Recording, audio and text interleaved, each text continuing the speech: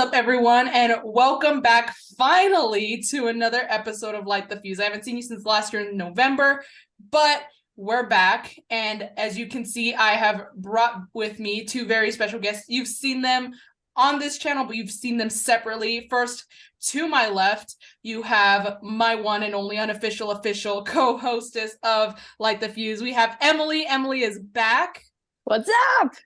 And then right below the both of us, you saw her on my New Japan Takeover episode where we covered Wrestle Kingdom. She is amazing. She's back. I had to have her on also because I wanted my first ever 3-person panel. Lana is back. What's up, Lana? Not much. I'm just chilling right now, and I'm super excited to do this episode today.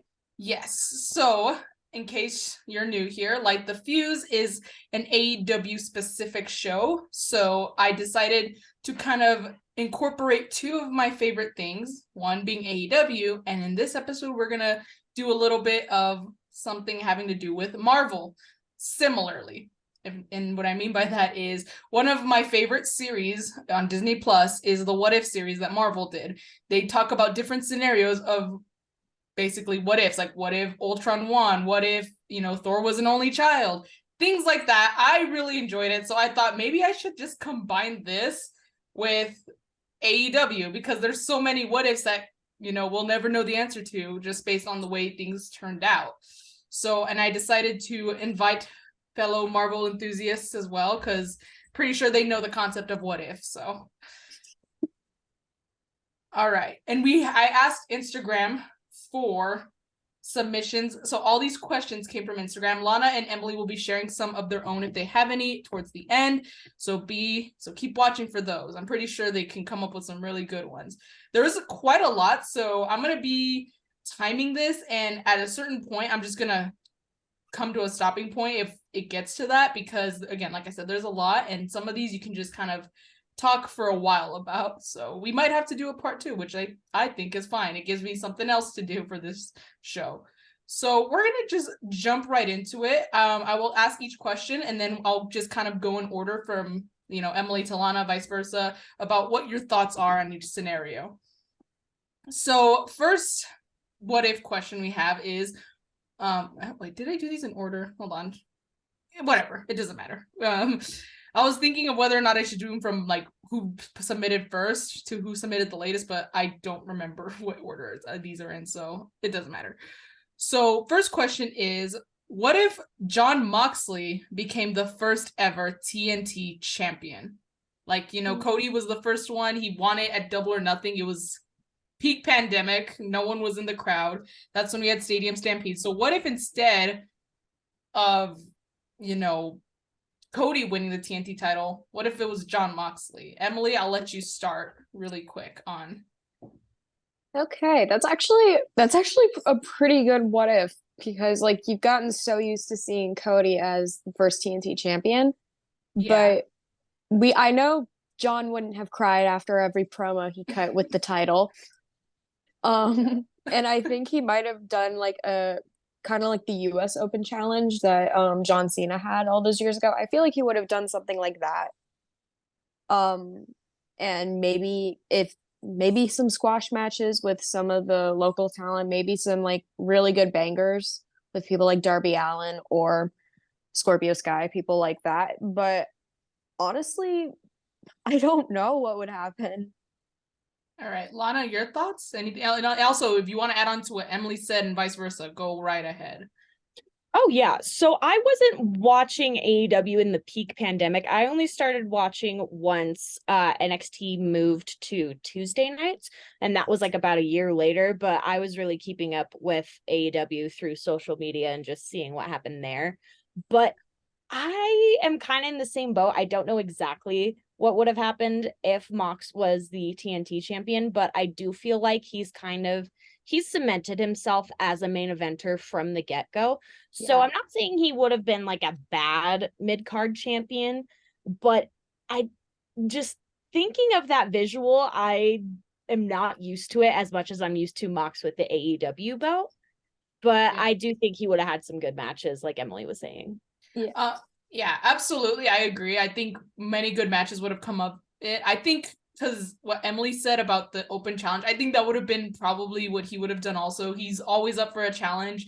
And I feel like maybe, just maybe, we probably would have seen him, because she brought up the local talents. Like, so does that mean maybe we could have seen him more on Dark defending this title, Dark Elevation, which ought also bring more people, I think, to go watch it? Because personally, I don't watch Dark or Dark Elevation unless one of my favorites are on, or in with the case 2 weeks ago, I'm actually there and have no choice.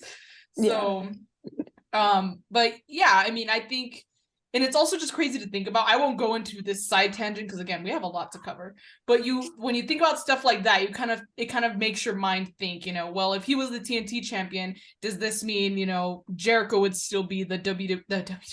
I'm fucking up already. The AEW World Champion, or you know, what if someone else had beaten him at that time, or you know, you just little things like that, you know, that possibly could have happened. But yeah, I just to keep it short, yeah, I do agree. I think maybe some open challenges, more Dark stuff, and more local talent. Yeah, I hate to say getting squashed because they need to make Mox look dominant. Probably would have been it's easier to say that that's probably would have happened if he was the first ever TNT champion. Okay, so next one is, this one's I'm already getting off to very big questions.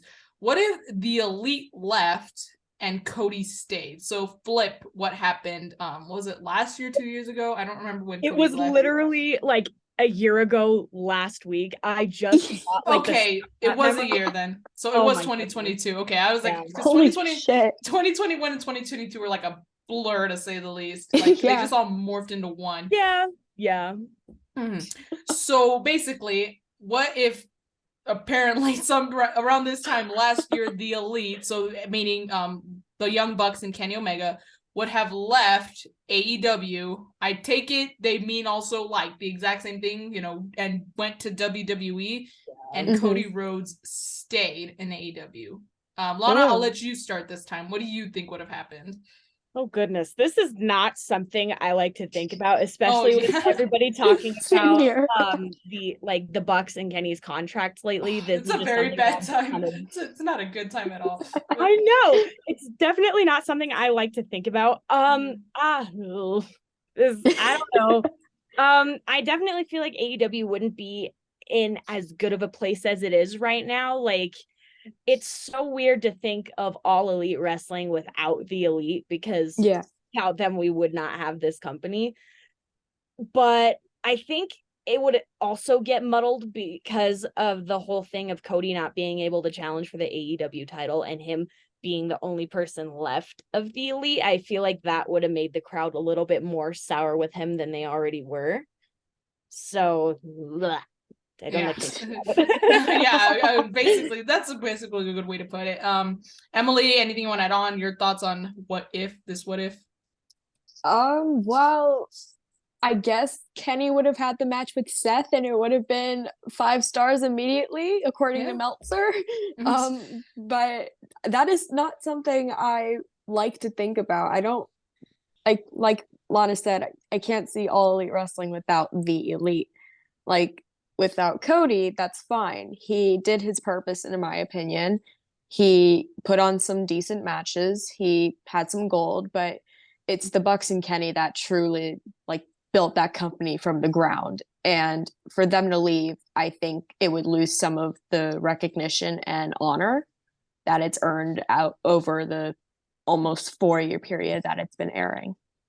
Absolutely. I agree. Absolutely. I just think that, you know, everyone thinks that they're going to jump ship. I really don't think that's going to happen.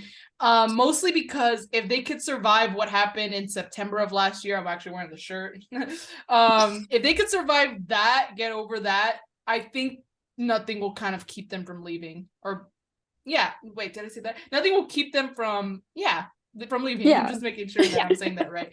Also because, here's the thing also, Kenny Omega specifically, he's being more talked about than the Bucks. I don't know if it's because his contract expires sooner or it's just, I don't know, because he's fucking Kenny Omega. But here's the thing, Kenny has even talked about how WWE's, this isn't to shade on WWE. I still watch it. I enjoy the company. I still enjoy a lot of the wrestlers. I'm gonna go see them live soon. So this isn't to shade on them. This is just me quoting, paraphrasing Kenny's words, all right?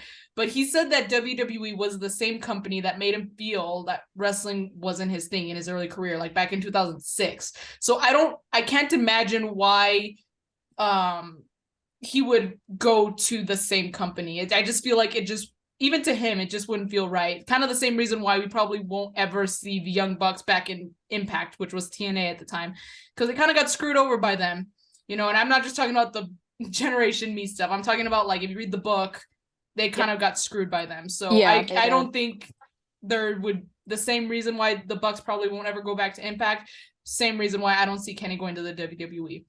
And that being said, I think the Young Bucks, I hate to say it, but WWE does not really care about their tag division the way they care about their singles division. If I agree, there's any living proof, it is the women's tag division. That is the only living proof.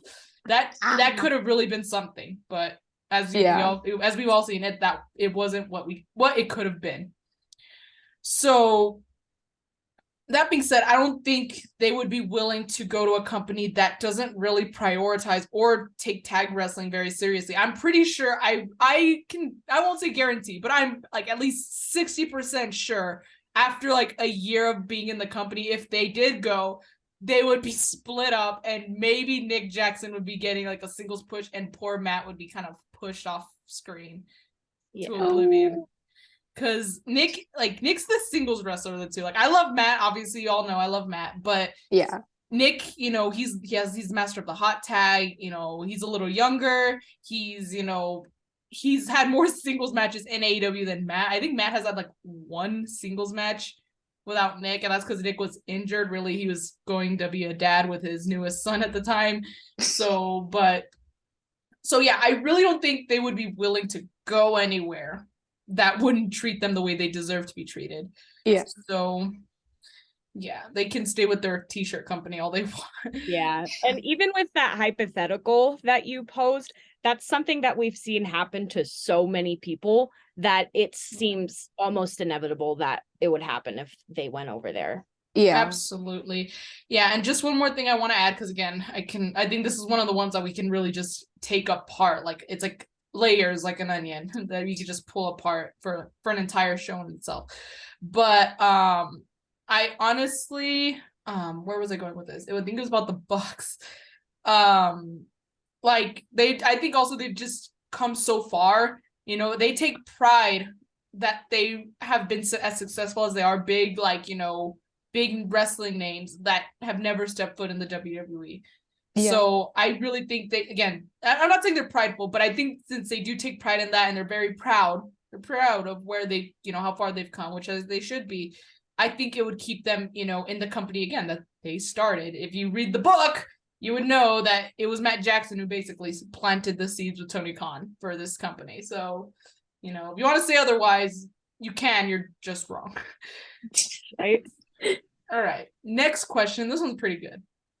What if Kenny Omega had a title reign similar to Roman Reigns? Would it help or hurt the company? So, Emily, I'll let you go first. Oh my God. Well, that's a tough one. Yeah, if you want to pass, you can, and you can just add on afterwards, so that way you don't have to like just sit there, because I have some thoughts already, but as the guests, I'd like you guys to go first. Well, we wouldn't have had incredible matches like Full Gear 2021 with Hangman and Omega, probably. Or if we did, it would have been trying to crush Hangman's hopes and dreams, which no one wants. No one wanted at the time, no. But I almost can see a little quote-unquote bloodline with the Elite, like the Young Bucks as the Usos protecting the tribal chief of AEW, Kenny Omega. Would this make like Don or Brandon could be like Solo, Solo, and and then Don's Paul Heyman. They literally have just each other's roles. That's what I just first thought of. Sorry, continue. I'll stop. But honestly, I don't think it would have made the company like higher up, I feel like, yeah, Kenny would have had some really incredible dream matches. But if they kept the title on him, people would start being like, "Oh my God, we're getting sick and tired of him. Tony, do something." And then people would start being like, "No, it's them booking themselves." It would have just started a whole lot of drama. And honestly, that, in my opinion, would bring the company down, not Kenny actually being the champion for 900 plus days. Yeah. All right, Lana, your thoughts? Yeah, I'm just going to piggyback off of Emily, honestly. I feel like it would help the company a little bit in the beginning, but like with Roman, people have been tired of it for a very long time now. So people would definitely inevitably start to get tired of Kenny as the champion, and then they'd take out their anger one way or another just on social media, tweeting their displeasure, yada, yada, yada. But it was just so perfect how the stars aligned with Full Gear 2021 and Hangman dethroning him. So just that seems impossible, even in retrospect. Yeah. I agree also. There's just a lot of things that like factors that play into it. I think the biggest one that would honestly hurt the company, like Emily said, it's not Kenny himself because he's one of the biggest names and incredible wrestler, but I think Kenny has like double the amount of hate. Whoops, I just hit my mic. Double the amount of hate as Roman Reigns. Like Roman Reigns, they don't really hate him. They're just tired of his reign and they just, who's going to beat him. It's just the waiting game that no one wants to play anymore. But with Kenny, it's a different story. That people just don't like him. It's funny because people say they don't like him and there's reasons, and then when people ask for the reasons, they can't give the reasons. They're like, there's so many reasons to not like Kenny. It's like, why? Doesn't give them, but I mean, whatever. I'm like, say what you want. I mean, say what you want. We can all be wrong sometimes. Yeah, exactly. So honestly, like I said, I think a 900 plus day reign, as awesome as that would be, there's just so many things that like, also, I just don't think there's enough. Well, I guess he could kind of go on through the roster, but like, there's not enough, I guess, big names for him to like really put up a challenge. So people are gonna be like, I'm tired of him squashing other, wrestlers. Give him a challenge, but then you only have so many big names to put him against. So I don't think in a way if it was like, I think his reign was a really good length, especially considering the dude needed to go get some surgeries, heal. Even then he's talked about how his hernia gets flared up. He gets hernia flare-ups and how, he's just never going to be back at 100%. Sad as it is, I'm just glad that he's still giving us his all, which I don't think people will ever, the haters will never understand. Nope. But yeah, I think in a way it would help, but again, just because of the online hate he for some reason gets, if that's what would hurt the company. I don't think people would stick around for it because they just for some reason don't like him. So I think that's a good way to just kind of close that a little bit and move on into the next question. A lot of these are about Kenny Omega. I should have should have said that in the beginning, but that's okay. Love that. Next one is, what if Kenny Omega became the first AEW champion instead of Chris Jericho? It's funny because one of my questions I'm not going to use, but well, maybe I will in the end where we could briefly talk about it, was what if Hangman won instead of Jericho? But like maybe we can just kind of combine the two and just kind of talk about what happens if Kenny did it or what happens if Hangman did it. So who do we start with last? Lana. So Emily. Wait. I went already. It's Lana's turn. Lana's turn. Okay. Okay. I definitely feel like they would have started getting they're booking themselves allegations very, very quickly. And I feel like a lot of people would have gotten skeptic or they would have soured on AEW immediately.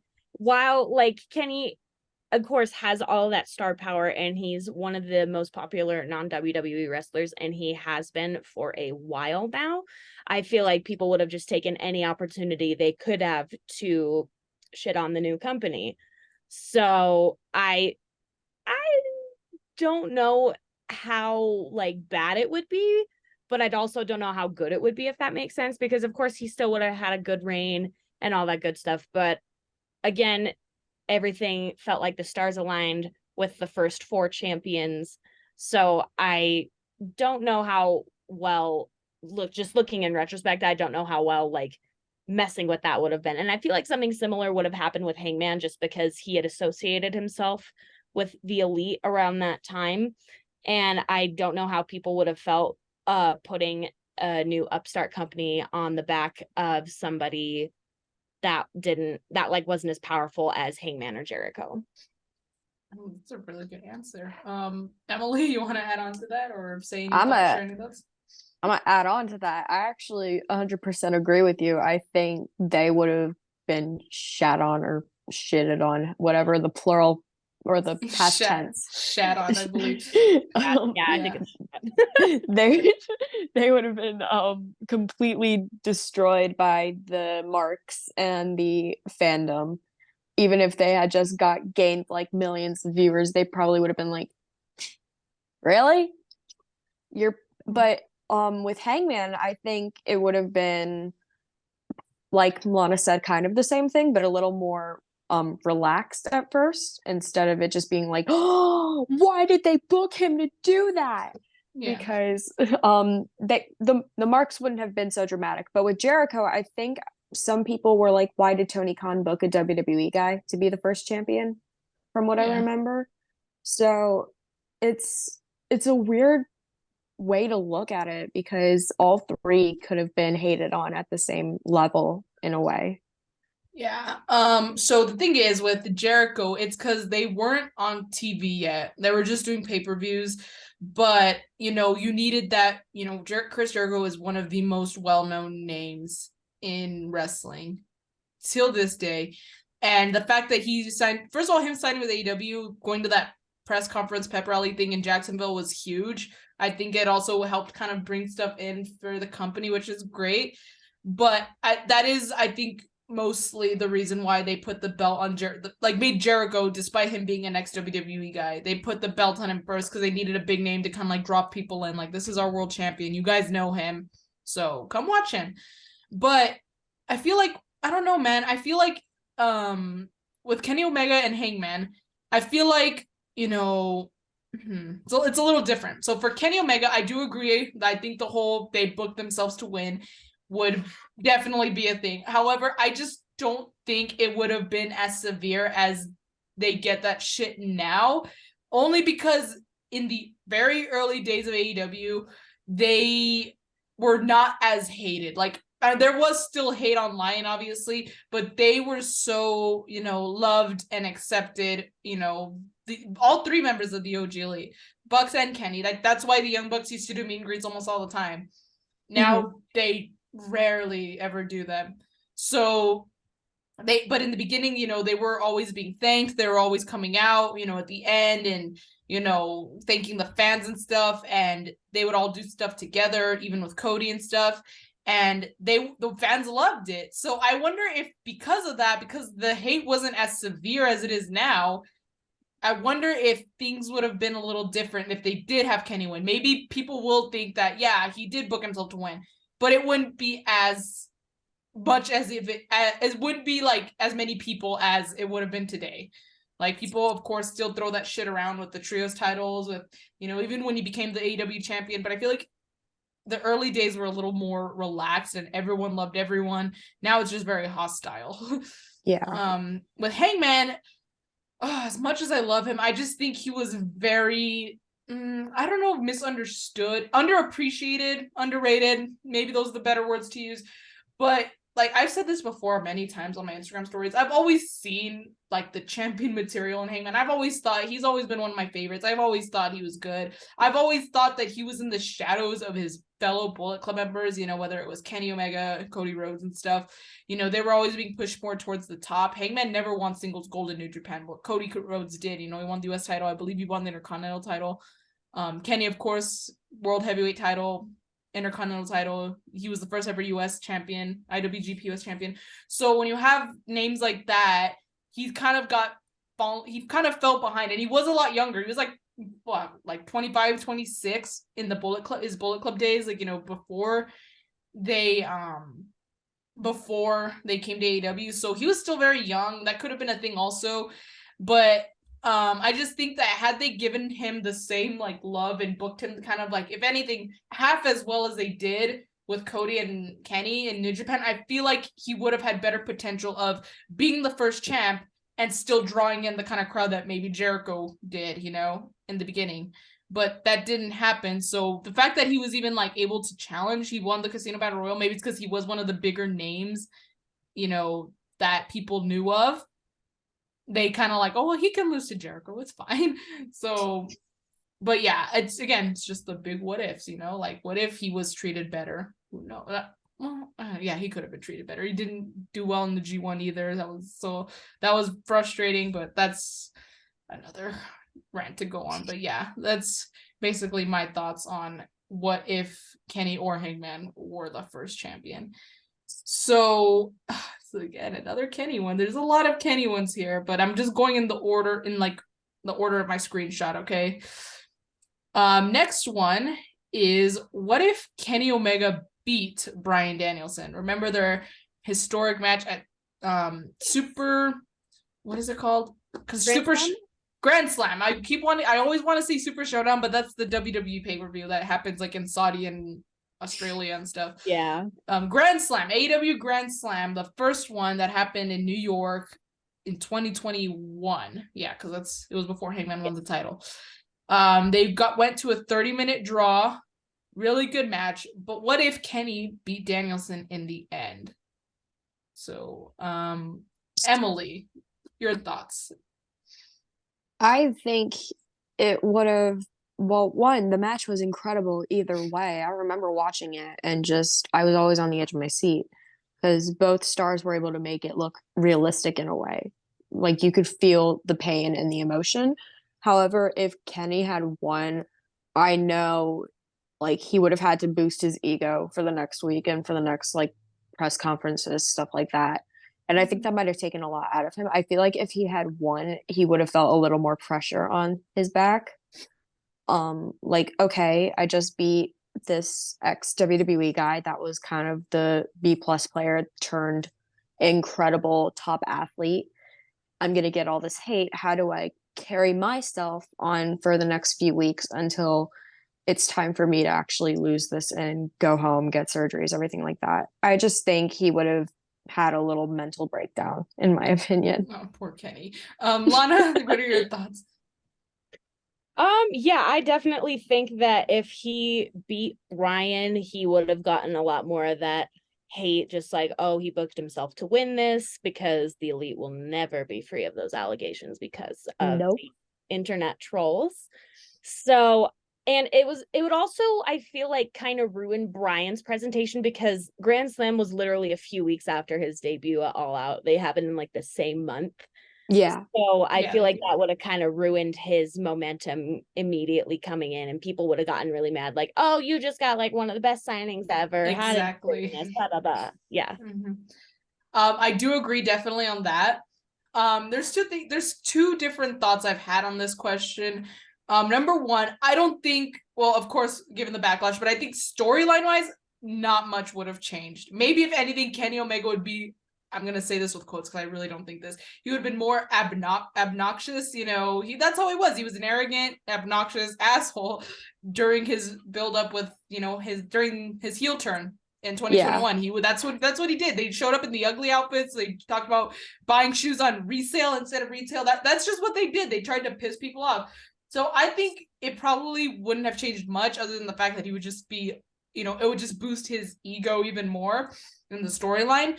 But, you know, because of the storyline with Hangman, you know, there was still like that path that still needed to happen. I feel like maybe not much would have changed. You know, we still haven't gotten the rematch. They're both technically face now. So Bryan Danielson's currently in a world title feud, but with MJF now. So I feel like those paths, they intersected, but if he would have beaten him, other than the fact that the timing was just, you know, again, a couple weeks after Bryan's debut, I don't think much would have changed storyline-wise. Yeah. But I do agree that, yes, I think fans would have torn him to shreds, especially because Bryan Danielson is such a big and loved name in wrestling. So, yeah, if they would have had Kenny beat him, oh, Lord, he would not have heard the end of it. And the other thought was kind of, well, I guess I kind of shared it, but kind of like similar to you. I think he would have gone torn to shreds for it. but they could have also maybe done like a screwy finish. I feel like it could have also maybe really, like, as big as the moment was for Hangman to win, it was kind of like how Roman Reigns is right now with Sami Zayn. You know, if he would have beaten him, like, imagine the reaction, like the underdog, you know, it would have been much more massive. Like, he did what, like, even Bryan Danielson couldn't do. He did what, you know, this person couldn't do. That he beat Kenny Omega, you know? Yeah. So I feel like it could have boosted, you know, Hangman's, you know, the excitement, but it didn't need it. Obviously, people were already very excited for him anyways. So maybe those were the two biggest things that could have happened if he beat Danielson, but I don't think much other than, because even then he gets internet backlash anyways, but I don't think much would have really been changed. Like, if, I don't think so. Because it wasn't for the title, if I remember correctly. It was not for the title, right? It was just a I don't match. think so. I think I it don't was think it was just for the title, no. Yeah. yeah. Okay, but it still ended in a draw. So, I mean, sometimes maybe draws are just the best bet. Okay, so next question is, what if Kevin Owens went to AEW when his contract came up? I guess was up, because he recently re-signed with the WWE. So I guess they're asking, what if he came to AEW instead? So, Lana, your thoughts? Ooh, this is a good one. I kind of feel like he would have had a similar path as Adam Cole had with his debut, where he got pushed in the main event scene and then just kind of fell out for some reason. Of course, it wasn't Adam's fault that he fell out of the main event scene, because he had a very serious concussion at Forbidden Door. But I feel like, back. oh my goodness, yeah. I definitely feel like he would just be another one of those guys that people like to say are lost in the shuffle of the AEW roster, because I will say they have a very, very talented roster, but at times it does feel like it's a little overpacked when you see somebody who hasn't been on TV in a while. Like Christopher Daniels was just on TV for the first time in who knows how long. Yeah. All right, Emily, anything you want to add on? I completely agree with what Lana said. I think at first he would have been pushed to the moon. Not quoting Cameron Grimes with that from NXT. Yeah.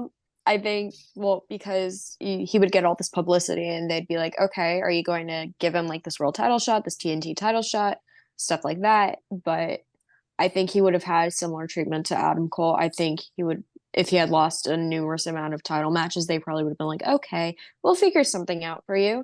And then next thing you know, you're either injured or you're put in catering for a good decent amount of time until the executives realize, wait, we have this person. Why do we forget about him? And then fans would be like, yeah, you're finally listening to us now. Put him in a match and just see what happens.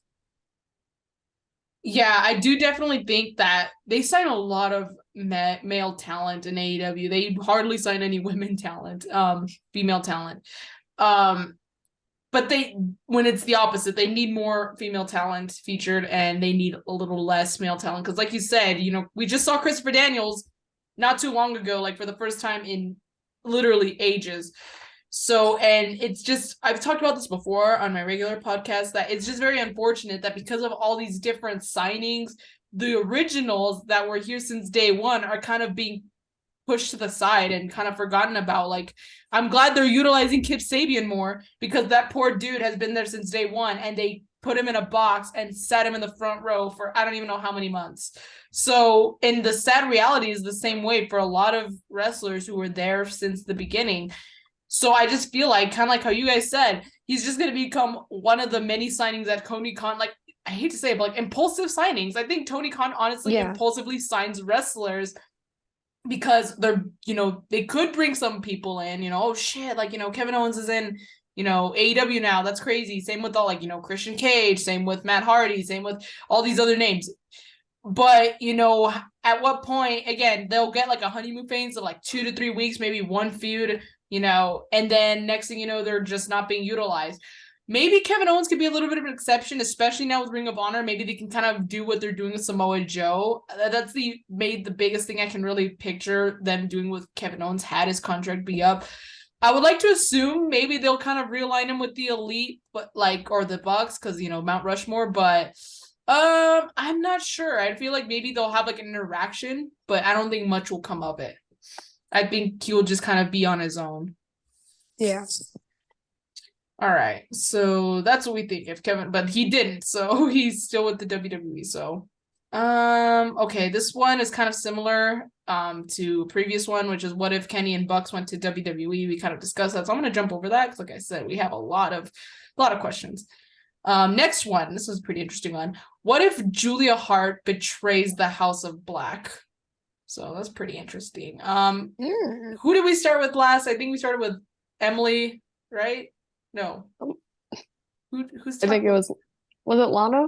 I think it was me. Yeah. So Emily, your thoughts. This is gonna be hard to keep track of. I'll need to like write something down. But go ahead, Emily.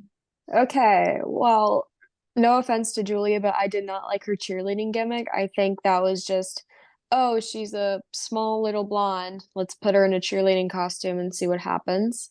Yeah. But if she did betray the House of Black, I think people would be confused or they'd try to question the booking of it.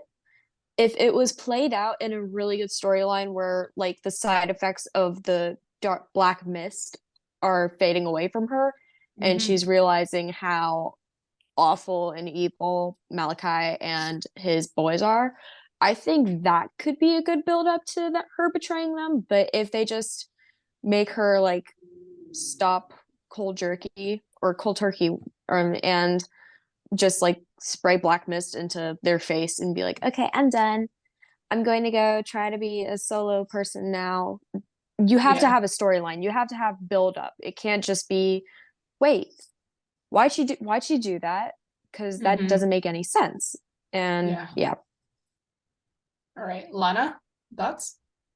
Oh, I definitely agree 100% with that. It would be I don't want to say she hasn't done a lot since she's been with the House of Black because she's had her fair amount of square matches. Oh, Square matches. Yeah, square matches. She's had a decent amount of those on like Elevation and stuff like that, but she has yet to truly carve a path into either of the women's title scenes and get a big match there. But I feel like if, and this is big if, the House of Black win the trios titles at Revolution, or hey, maybe they get a rematch at Double or Nothing, maybe that'll pave the way for Julia to get into the main event scene. But as far as like if she's going to betray the House of Black, that's definitely something I don't see happening unless they do take that angle of the mist wearing off.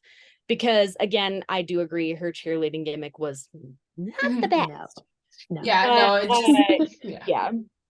Okay, I was just gonna wait for you to finish your thoughts. But yeah, I completely agree. Like Emily said, it needs to be, if it's gonna happen, there has to be build up. The only way I can picture it happening is kind of like doing the opposite of what they did when she first joined the House of Black. She's kind of started showing signs of like, you know, she wasn't like as enthusiastic. She was just kind of there. She was kind of being very cryptic, if you will.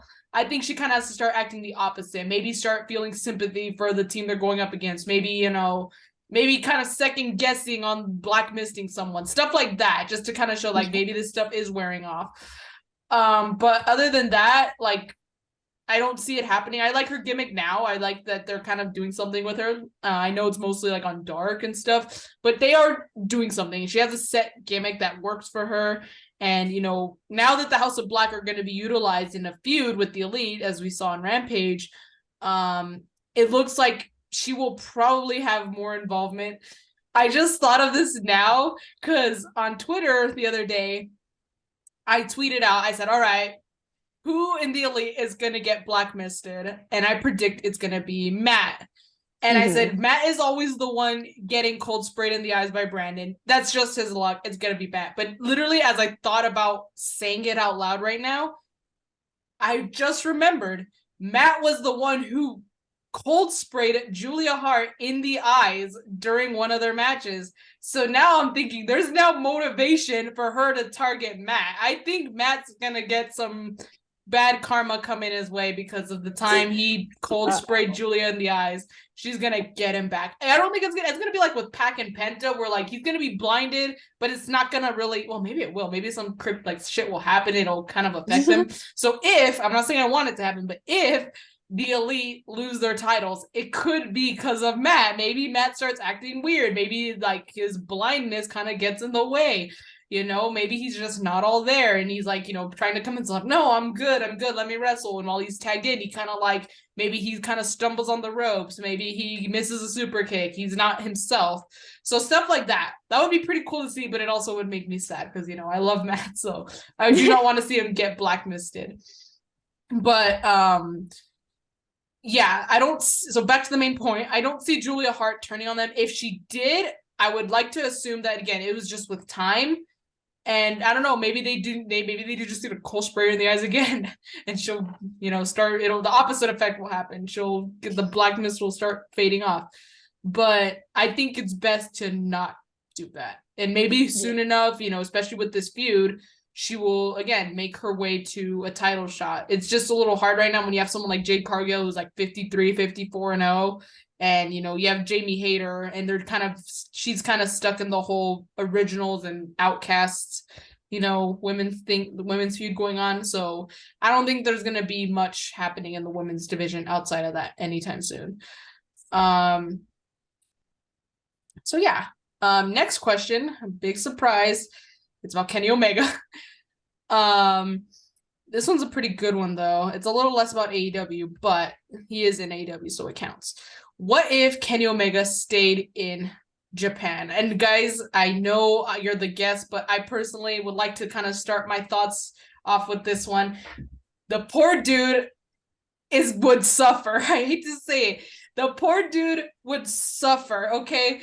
Because first of all, I think if there was no AEW and if Kenny doesn't want to go to WWE, I guess he did technically go to Impact, but he didn't really do much there. I don't know if Kenny would really want to, like, you know, get himself to be there.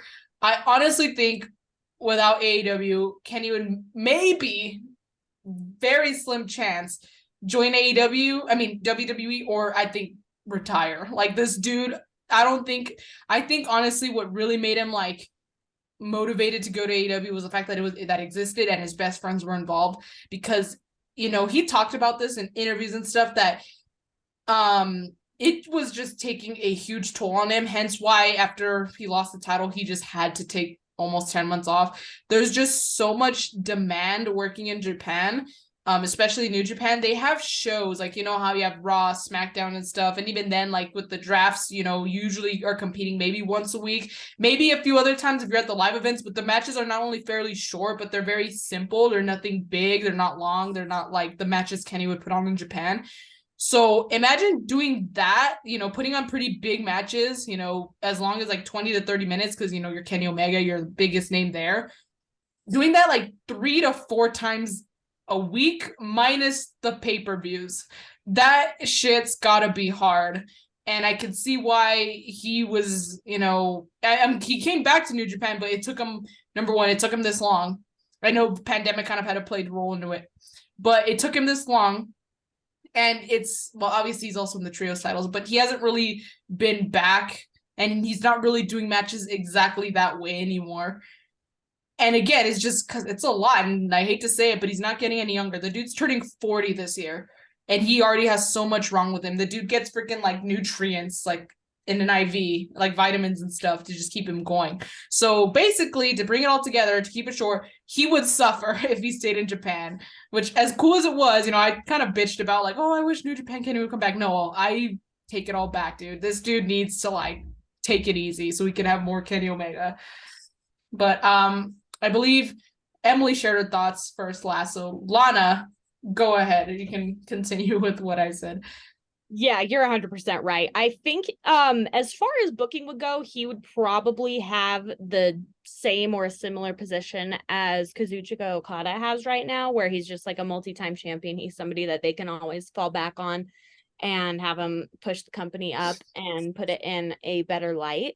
But I definitely think that his, like, physically and definitely mentally, he would have suffered, because like you even brought up like the interviews where he said his New Japan style is something that he cannot do anymore because of the stress and the toll that it puts on his body.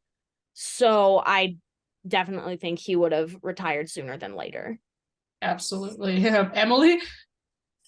Well, as someone who has never really watched New Japan fully, but I have seen a few like clips of Kenny's matches, they are hardcore. They're harsh on the human body. And just as another human looking at someone like him put himself through all of that, I'd most likely tell him, please sit down, please put some Yeah. ice on your muscles, please eat a nice warm meal and go home to your own Dobby, who is one of the cutest cats ever, Yeah. and just focus on yourself. Like, you're gonna get bashed for it, but your well-being and your health is more important than staying in a company that is probably going to kill you if you stay there. And I'm saying that in like the most relaxed way I can, but if he continued to put his body through that, he most likely would have a lot more issues than he does right now. Yeah, the poor dude was like wrestling with vertigo and stuff, and I can only imagine like or last week in class, we were filming something for a project. I had to go up and down the elevator like constantly. There was like between like 9 floors. I had to do that like maybe like 5 or 6 times. So that's just a lot of going up and down. Normally I thought I would have been fine, but afterwards, like I was in like my class and I was kind of feeling a little dizzy. I was like, I kind of felt like, dare I say, motion sickness, as slow as elevators are and stuff, but just constantly going up and down, up and down. I was like, yeah, I need to sit for a bit. And I just kind of had to take a quick breather. So imagine Kenny Omega feeling like that, if not worse, and still putting on like 60-minute, 40-minute matches. Like, there's just no way he could still do this at his age. So, and here's the thing, would he have found time to take that 10-month break? Maybe, but I really don't see it. Like, maybe unless he does what Kota Ibushi did and just stay away and choose not to, come back, or to return despite, requests by New Japan to, hey, we would like you to come back. You're technically physically cleared, but mentally and stuff, different story. Would he be willing to do the same? Maybe, but again, it's just part of the big what ifs, there's so many factors to contribute to. But again, I think the poor guy would suffer, and I don't think he would, if he was still in New Japan, I don't think he would either be a full-time wrestler. He would probably be like a Brock Lesnar, like special occasions wrestler. Well, Brock Lesnar is kind of a bad example. He doesn't show up. So maybe more like John Cena. But there's no way this guy could go the same way he has, especially if there's a chance that he may not have taken that almost year-long break to heal. So Kenny, for our sake, just sit down, bro. Take it easy. That's all I can really say. Like, just sit down. Please. Love you, dude. Have some wisdom. Call it fucking whiz-diz. Okay? Have some whiz-diz and enjoy your life, all right? Because we want you here in the wrestling world a very long time. Mm-hmm. All right, so here's another Bucks and Kenny that we've already talked about them. A lot of questions. So a few of them were repeats of like, oh, what if they joined the WWE? I'm like, we already talked about this. Here's a very interesting one, and I'm honestly more intrigued to hear Lana's response. But what if the Elite and CM Punk never got suspended? Oh dear. Interesting. Oh dear. Yeah. I'll be nice because Lana, I still know you. I know you still love Punk, so I will be nice for your sake. But Lana, I do want to start with your thoughts, and I think it is your turn to start with your thoughts. So, Lana, what are your thoughts? What if, like, maybe if the brawl did happen? They didn't specify. You only have so many characters on Instagram questions, right? But they did ask, what if they never got suspended? So I guess you could think about it in terms of the brawl still happened, they just moved on, or if it was a work, whatever you want to play into it. Just what if they never got suspended? I'm ready to hear her response. I'm excited now.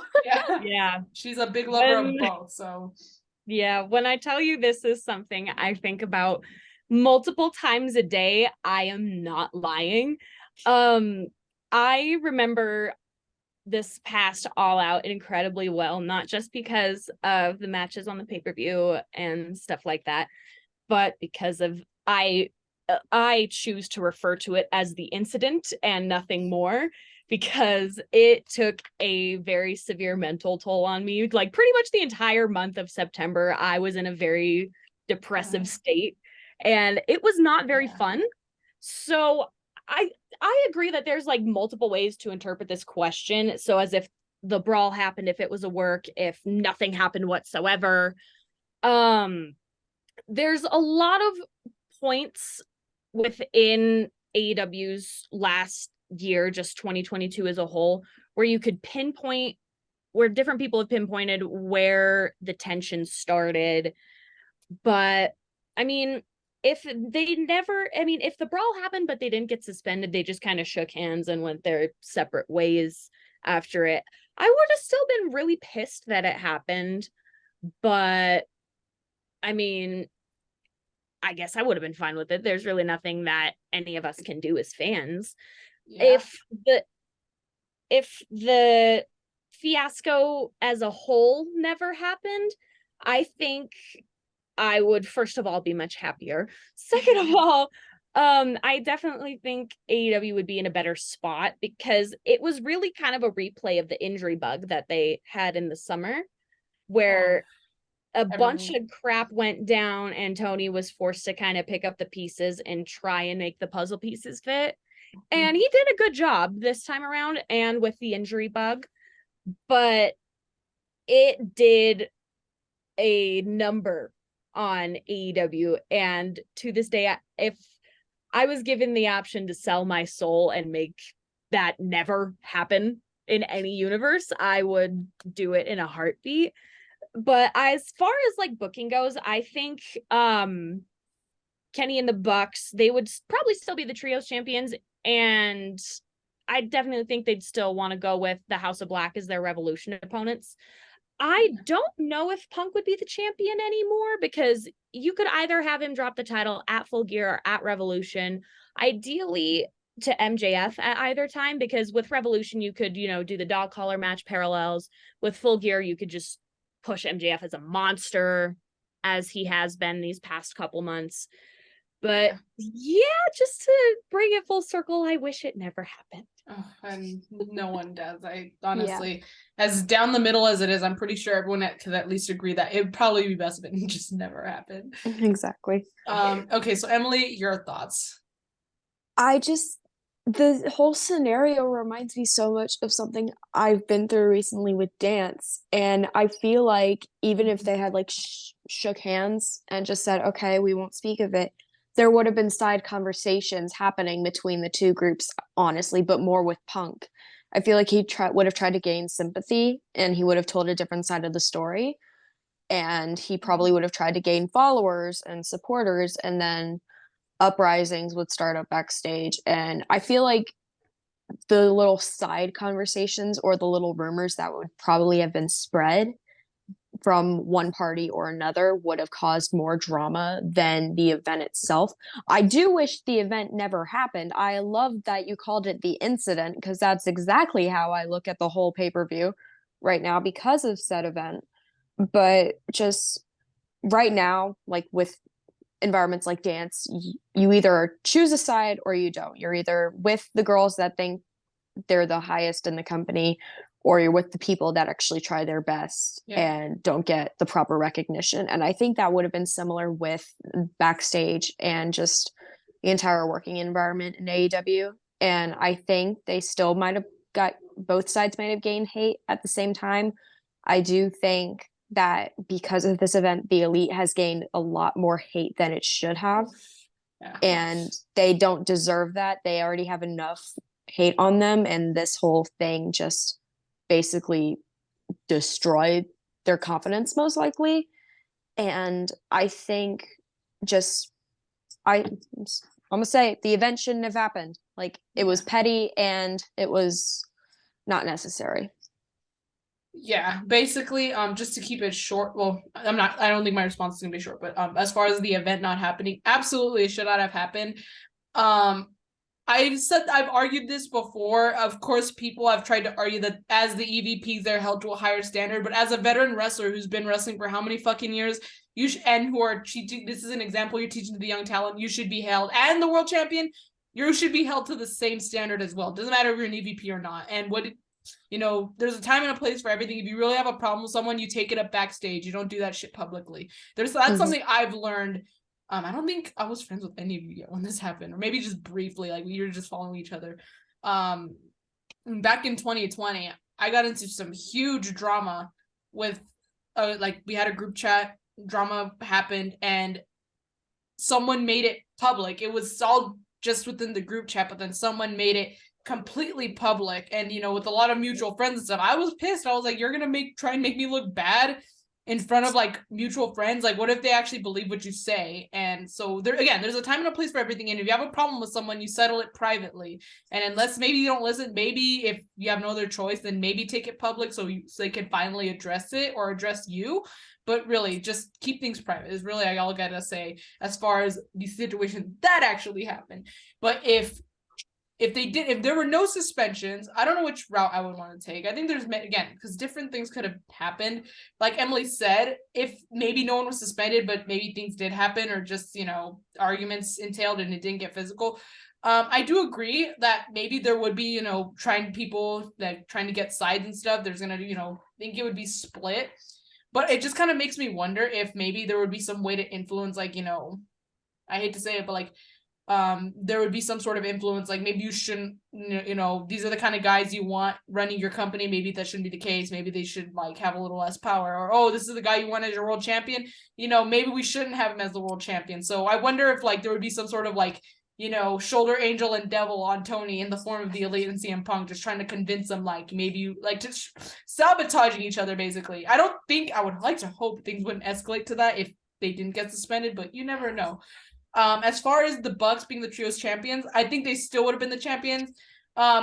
Sometimes things just work out differently, or they work out weirdly, because we would have never gotten, if they never would have gone suspended. First of all, we would have never gone the best of 7 series with the Death Triangle, which was really good. I loved that series. Lana got to see one of those matches.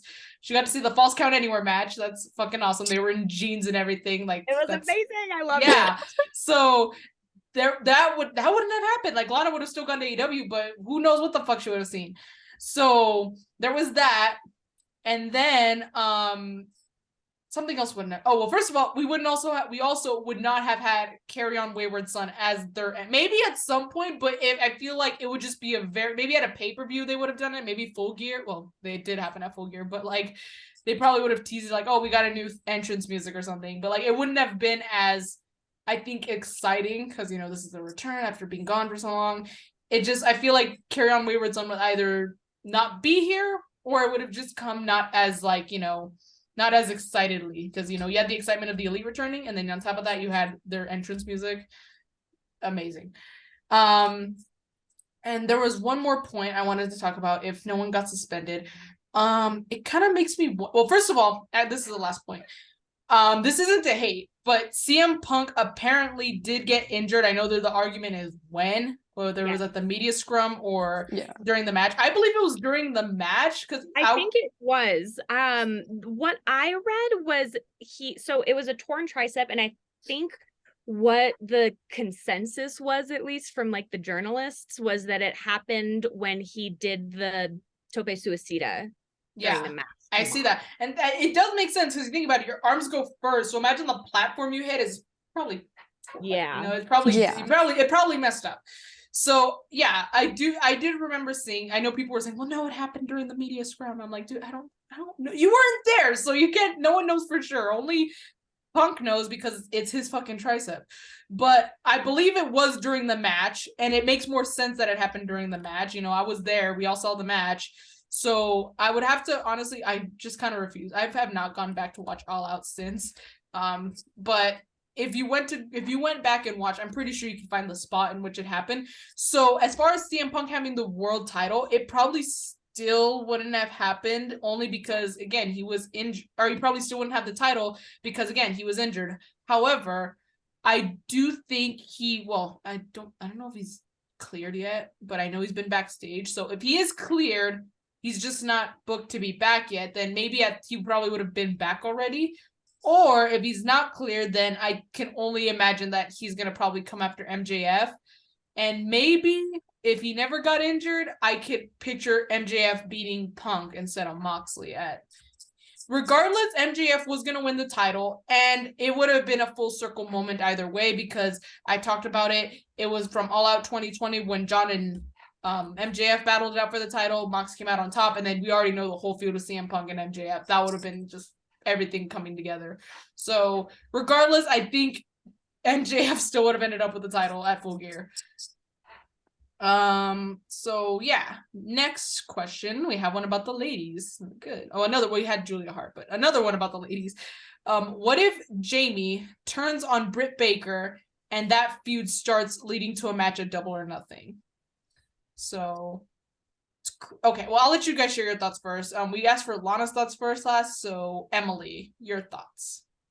Honestly, I would tell Jamie it's about damn time, woman, because Yeah. I feel like Britt is trying to steal her spotlight, because I don't think Britt is accepting the fact that, hey, Jamie's the champion, you're not. It's just the basic, like, if you're in a group, someone's going to be overly jealous and try to take all the credit for something. And I honestly think that's what's happening with Jamie and Britt. The funny thing would be is if I almost called her Reba, Rebel was the cause of like or like lit the fuse for hatred between the two, and that would cause Jamie to turn on Britt.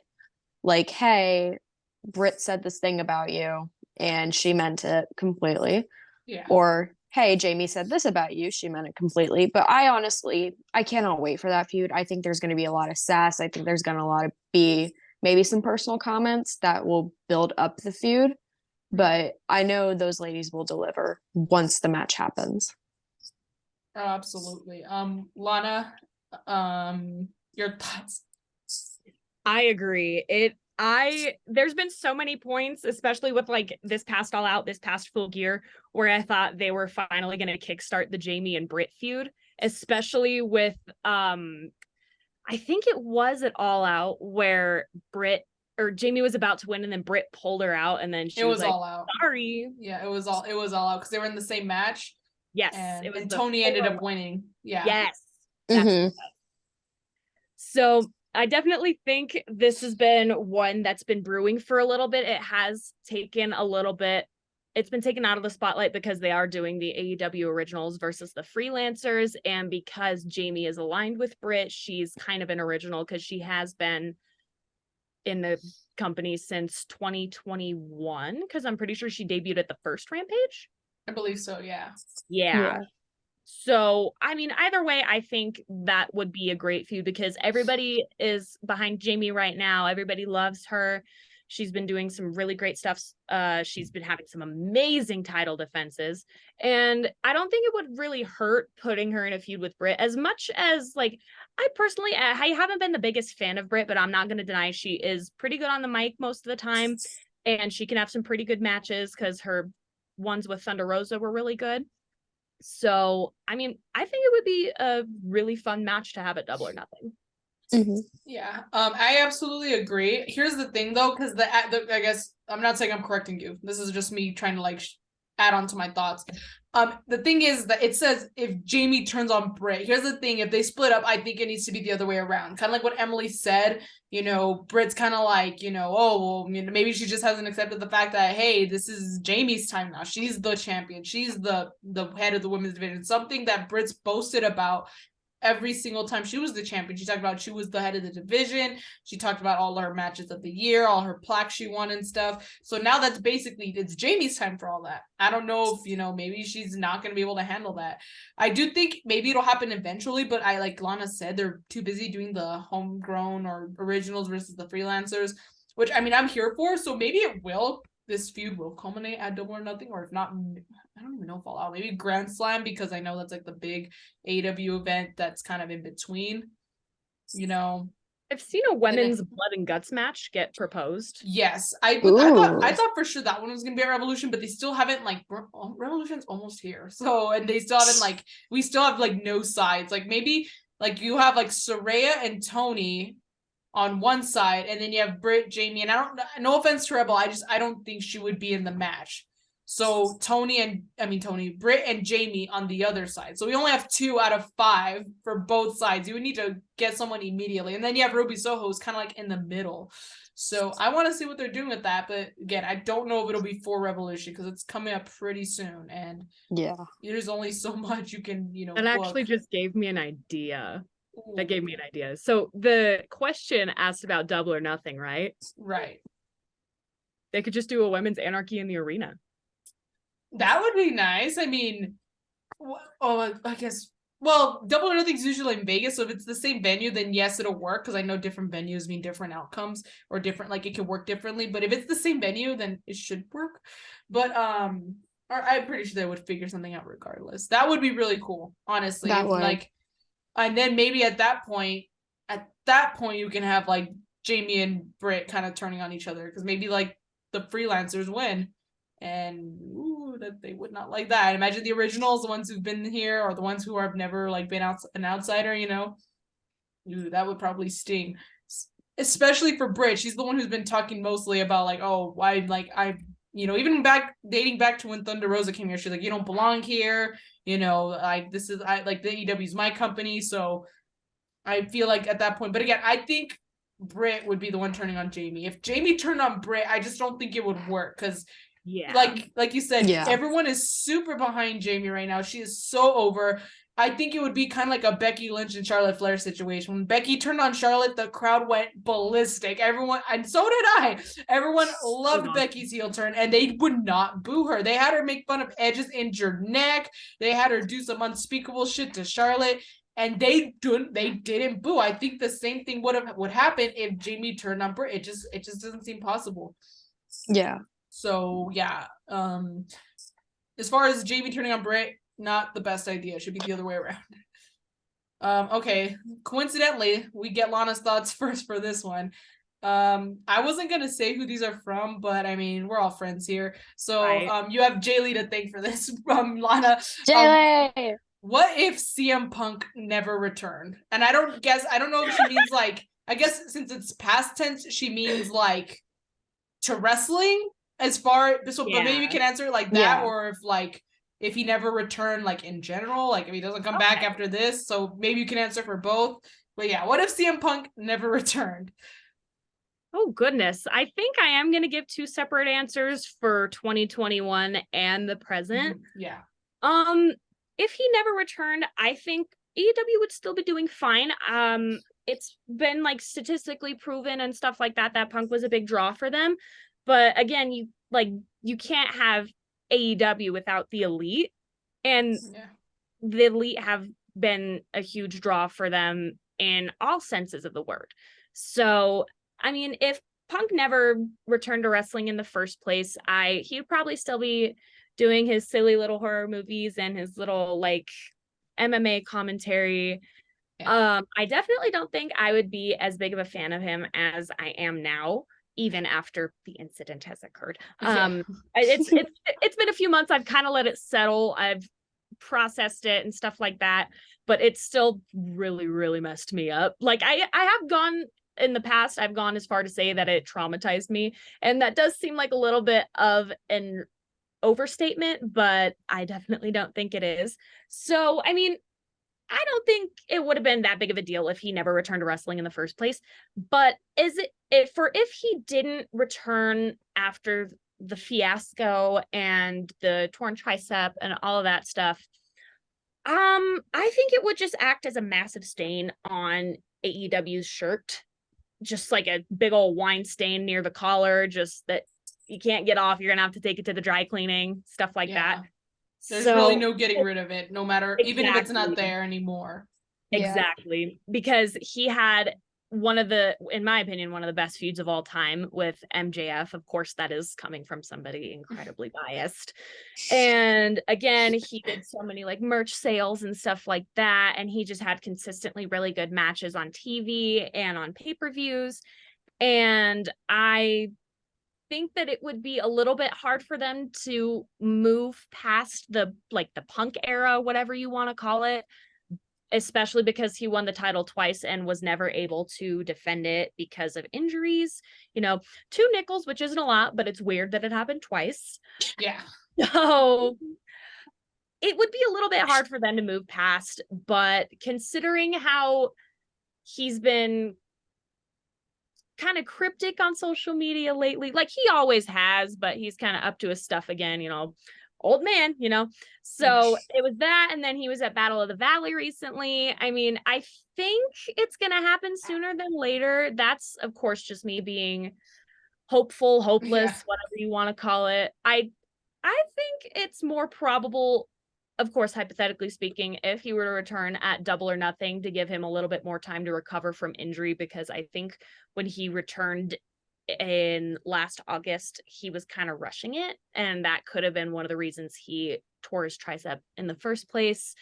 So I think it's more probable he returns at Double or Nothing over Revolution, but if it's Revolution, I personally will not complain. Yeah. Okay. Emily, your thoughts? I do agree that he did pull a lot of merch sales and possible like money increase. Like if you're looking at this from a business standpoint, he made the company like rich in a way. He gained a lot of the money from the fans to benefit the company. And he also sold a lot of tickets, most likely. Like that Chicago show where he returned sold out like in like 30 seconds, right? And it technically wasn't even confirmed that he was going to be there, Yeah. but the The rumors rumor. alone sold it out. So Yeah. But like I remember his last WWE match in 2014. I was just like, oh no, he's gone. But I moved past it because there was still so much to look forward to. And I think there are going to be people out there that are like, no, he has to come back. We can't just forget about him. Like, I haven't forgotten about him, but he's not number one on my mind right now. I think number one on my mind right now is just events like WrestleMania, Revolution, Double or Nothing, SummerSlam. Like, looking yeah. towards all these new dream matches, all these new scenarios, and everything that's happening. Like, he had a positive effect on AEW besides the incident. And I do agree with the stained collar, the wine stain. Like, he's going to be there forever. You can't just say, oh, he totally never, you can't blip him. You can't blip him from Yeah. existence. But there are some positives with him returning to wrestling. Even now, I think, for AEW, but honestly, I don't think a lot would have changed if he didn't return. Like, it would have made fans upset, obviously, but you still would have had the Kenny Hangman feud. You most likely still would have had Danielson and Cole debut. You probably would have had Moxley be champion again, MJF champion, obviously, but I don't think a lot would have changed. That's just me. Yeah. I have, yeah, so I was thinking the way Lana kind of did, we're talking about like if he never returned like to wrestling in general back in 2021, and if he didn't return now. So I'm gonna start with 2021. It's a little longer just because I have a few choice words that I want to say. Because it's true, honestly, but I do agree that maybe things still would have been good. Obviously, I will not deny that he did boost AEW a lot financially, marketing wise. You know, he was the sellout show for Chicago, and it wasn't even confirmed that he was going to be there. He just happened to show up, and you know, if it was a sold out crowd for them, so that's good for them. I'm like, so I won't deny that. I won't deny that he's a draw. Everyone says he's the biggest draw, and I'm like, okay, that's true, but he's not the only draw. So, you know, if he doesn't come back, I don't think it'll hurt. And now I just realized I flipped it because I'm talking currently now. But anyways, but I'm talking about in 2021, like I said, I think a lot of the stuff still would have happened anyway. You know what wouldn't have happened though? I'm a little I'm honestly, I probably still will be salty, and then unless proper justice is served, and you'll know what I'm talking about right now because I'm gonna get into it. What wouldn't have happened if, and technically it's neither party's fault, it's management booking's fault, but Hangman would probably still have been champion at least until after Forbidden Door, to say the least. I would guaranteed. They threw Punk into a feud with Hangman, you know, for Double or Nothing, only 6 months after he won the title. I think personally his title reign should have lasted a lot longer. People like to argue that it wasn't as, you know, it's hard to follow up a title reign like Kenny Omega's when you don't book him at half as well as Kenny Omega. So of course he's not going to have as an eventful title reign, but even then it was still good. The dude had 2 Texas death matches. He was undefeated in singles competition before he lost to CM Punk. He had really good matches like with Dante Martin, with Lance Archer, Adam Cole twice. You know, he had 2 good matches with Bryan Danielson. So honestly, the fans' fault. It's not Hangman's fault. The dude has talent, the dude has potential, and if there's anything they've seen is that he can get a crowd behind him and he can lead the locker room. So I feel like, and again, I'm not saying this is Punk's fault because, you know, Punk didn't book himself, but when they put him in the feud with Hangman, I don't think I think that's what should have happened at All Out. I think Hangman should have held the title until All Out. That's when the feud happens. Punk can get more, you know, sympathy, and, you know, even if it's face versus face, you can still have people behind Punk, because if it would have been in Chicago, his hometown, you know, it would have made more sense. But because they threw him in this feud with Hangman, Hangman lost the entire crowd, or what he had left of the fans behind him, because, you know, he's CM Punk, so he, you know, lost a lot of that, like, momentum from the fans. And I feel like if that wouldn't have happened, not only would his title run have lasted a lot longer, but, you know, I feel like also the seeds wouldn't have really been planted for what happened at the incident. And what I mean by that is, like, you know, basically what really started everything, literally the seeds, was that one promo that Hangman cut on Punk that, I'm sorry, maybe it's just me being biased. Everyone, oh my God, everyone, ever since Punk said this at the media scrum, everyone likes to use it like they thought of it themselves, went into business for himself. That wasn't what he was doing. He cut a promo on Punk. Punk likes to get down and personal. Hangman was just returning the favor for the sake of build-up, and Punk took that shit personally. It wasn't meant to.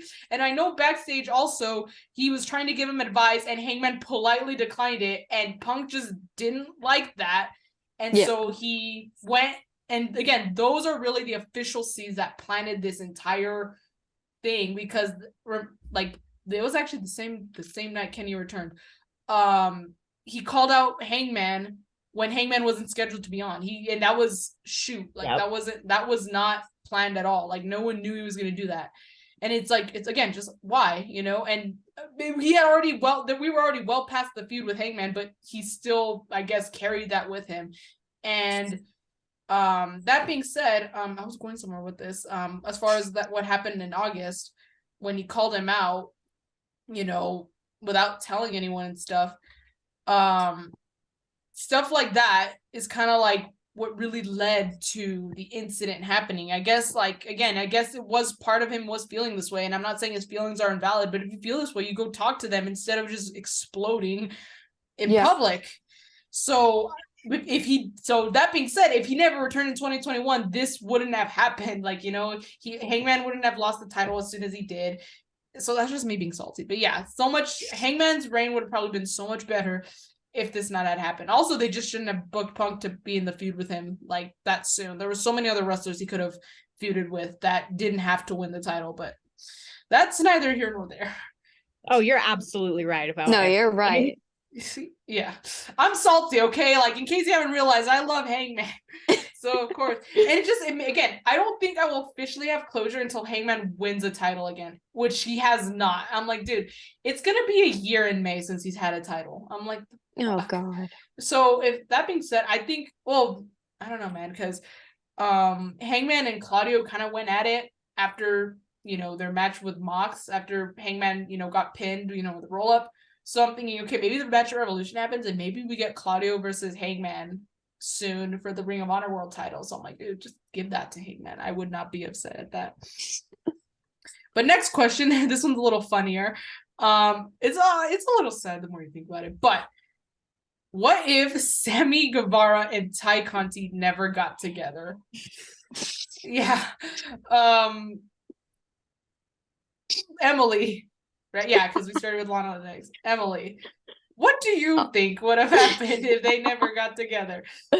Okay, can I just say how much I loved Sammy and Pam? I thought they were the cutest couple. They were so cute, yeah. And, like, I hate that the proposal he did in front of his hometown was forced, probably. And that's what made me kind of lose respect for him once I found out that, oh, him and Ty were doing something probably behind Pam's back. I know, yeah. Sorry, It I'll was- share my thoughts later. Yeah. If I'm saying something wrong, just let me know. Oh no! I wasn't gonna say like, oh no, Emily, that's uncalled for. No, say whatever the fuck you want. I don't care. I was just gonna say really quick, that I've said this before on my other podcast, that we do weekly. I honestly, like, again, I wasn't there. I like to say that, and I say that a lot, especially with the incident. So I will say this, because it applies here also. I wasn't there, so for all we know, it could have just been a strange coincidence that 3 months after, even then, they were flirting with each other in the Instagram comments. But on New Year's is when they officially confirmed that, yeah, they're dating. But literally months after they broke up, after Pam and Sammy Guevara broke up, magically they're starting to comment like cutesy shit and stuff, like if they were going out. Right. And then even then, it wasn't that long after that they confirmed on New Year's that, yeah, they're together. So it's just like coincidence, I'm not sure, but of course Pam came out and said that it wasn't, nothing sketchy was going on. But here's the thing, how much can we really believe that? I'm not saying Pam's a liar, but what kind of, they probably have some sort of dirt, or their huge following she's afraid will go after her if she did say something. So for all we know, I'm taking what Pam said with a grain of salt. It's just very hard to believe that in the span of 1 year, Sammy Guevara was engaged twice. He had 2 different ladies in his life, and one of them he had been with a lot longer, and that was Pam. And I'm just thinking, again, in the span of a year, he broke up. He got engaged to Pam. He ended the relationship. The relationship ended. He was with Ty Conti, and now they're married. I'm like, just very, just coincidence? I don't know. It's just very odd. But I guess, I'm sorry I interrupted you, Lana, because it was your turn next. But no, it's fine. I'll just finish up my thoughts, because those are basically my thoughts. But if they never got together, maybe Sammy and Pam either would have been married, or neither of them would be as hated as they are, because it was of course how, what's the right word, they were just so in our face about the relationship. It was very annoying. And now they're healed because of that. So I wonder if they would have still been faces if that didn't happen. But Lana, you can go ahead. I completely agree with you. I definitely think that the people would not hate Sammy and Ty as much. And I don't think it's as much of Sammy allegedly cheating on Pam with Ty.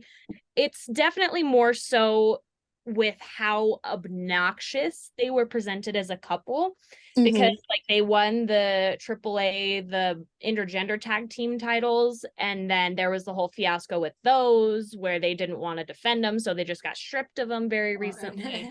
And now AAA won't give any titles to the AEW talent, except for Kenny. Except for Kenny, which I'm pretty sure is the reason why FTR lost the AAA titles. I'm almost positive that's why they lost the titles. I definitely agree with that. And as far as their presentation goes, just having the camera zoom in on these two making out every single time they have their entrance gets very tired very quickly. Yeah. And I definitely think just as far as their presentation goes, not their relationship, because I don't know what goes on, and I personally I don't really like either of them. They're fine wrestlers, sure, but I guess as people I've kind of been soured on them just because of their presentation. So I definitely think they wouldn't have the genuine go away heat that they have. It's more so with Sammy than it is with Ty, because Ty's just kind of there. And she had a really good showing out on the Revolution card last year, because she had the TBS title match with Jade. And that was amazing. And she did so well. But as soon as they made them a couple on screen, that's absolutely when everything went downhill. And it's just sad, because she's a phenomenal athlete. And basically, she came to AEW. She's technically one of the original, signings from WWE, from AEW from WWE to AEW. She's one of the originals. Her and John Moxley, I think, were the originals, leave WWE for AEW. And she really built herself and found herself. And it's just a damn shame that now her whole personality is being Sammy Guevara's like eye candy, like his bitch, basically. And she went from, like you said, Revolution's coming up. And so she went from being in like almost costing Jade Cargill her undefeated streak to basically just fucking around outside of the ring. Like she's not a wrestler anymore. She's eye candy. She's like the next Brandy Rhodes. Like she's literally there just for the sake of being there, like just to be for outside interference mostly. She used to be a wrestler. Now she's a manager at this point. Let's be real. Yeah. So I feel like so much would have been different if they never got together. And I'm not saying, like, you know what, maybe if they did end up together, especially under different circumstances, like, you know what, maybe a year or two after the engagement with Pam was broken, that would have made a little more sense, you know. Yeah. But the fact, again, just the fact, that doesn't help, you know. Like, it doesn't help that all this happened just so quickly. And it kind of just makes me wonder, like, why don't you slow down? Like, what's the rush? You know, I know some people were joking, saying it was like a shotgun wedding. I'm like, that's fucked up. But I mean, I was like, honestly, I don't see any other reason. Obviously, Ty's not pregnant because there's clearly no difference and she's still wrestling. But I'm not saying that to be mean. But I'm just saying, I feel like a shotgun wedding is a legit reason to kind of rush into things. I know sometimes the bride doesn't want to be full on pregnant while she's in her wedding dress and stuff. So I get it. But in this case, it's like, why? What was the rush? You know, they got married, they got engaged, like, I think in April of last year, and they think they got married in like August. Oh, God. It was fast. It was really fast.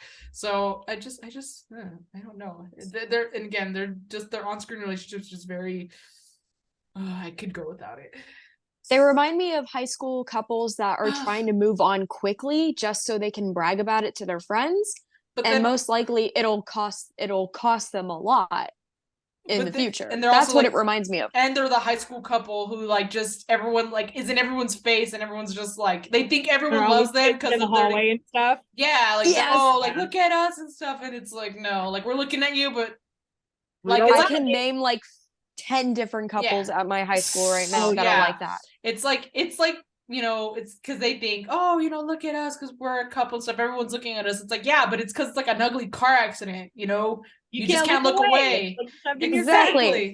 Exactly. All right. Enough about those two. This one's a really interesting one. This one's probably one of my personal favorites because this one is another onion, you know, beautiful onion that we just with so many layers. But Emily, I don't know who we started with last, but I do want to start with you first. Okay. What if the Young Bucks never turned heel? They had their big heel turn in 2021, and the rest is history. But what if that never happened? I need you. We would have had the tassels still probably, at least on the jackets, not on the pants probably, because their new gear looks hella comfy. I know, they look like I could wear that shit like on an airplane. I'll be like, oh, exactly. But I think they've built their character so much with their heel gimmick. That's the thing. Oh yeah. And I think maybe they probably would have gotten hated on more if they were still faces. And they probably would have been like, where's your character development? Like, where are you going with this? Or just be like, we're trying to get the fans behind us. We've already been behind you, but do something. Yeah. I would have become one of the fans that would have been like, okay, I love you guys, but do something. Like, make just the slightest change, except for cutting off expensive gear just so you can wear this. And one of my favorite gears, I'm like, you could have done like an old gear that you literally never used. Like, Matt, come on, your daughter designed this gear and you're cutting it. I would like to hope designed it. She's the one who designed the gear for Revolution that year. I would like to assume that it was like a third set that Denise made. Just like maybe she had extra material, or maybe they asked her like, could you just make one more set so we can cut it? Yeah. Regardless, still, I'm like, that's like poor Denise. Her hard work goes to that. Like, but anyways, Lana, what are your thoughts?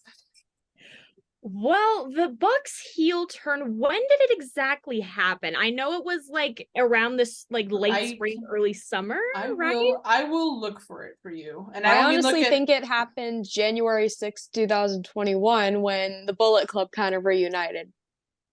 Oh. You said, okay. I hate that day. No, Yeah. I know. Have me in the first half. I hate it. I forgot that happened. It was okay. January 6th, 2021. Obviously, There's something an elephant in the room that we're gonna push something- to the side. something happened. Another incident, a Yes, political another incident. An incident did happen.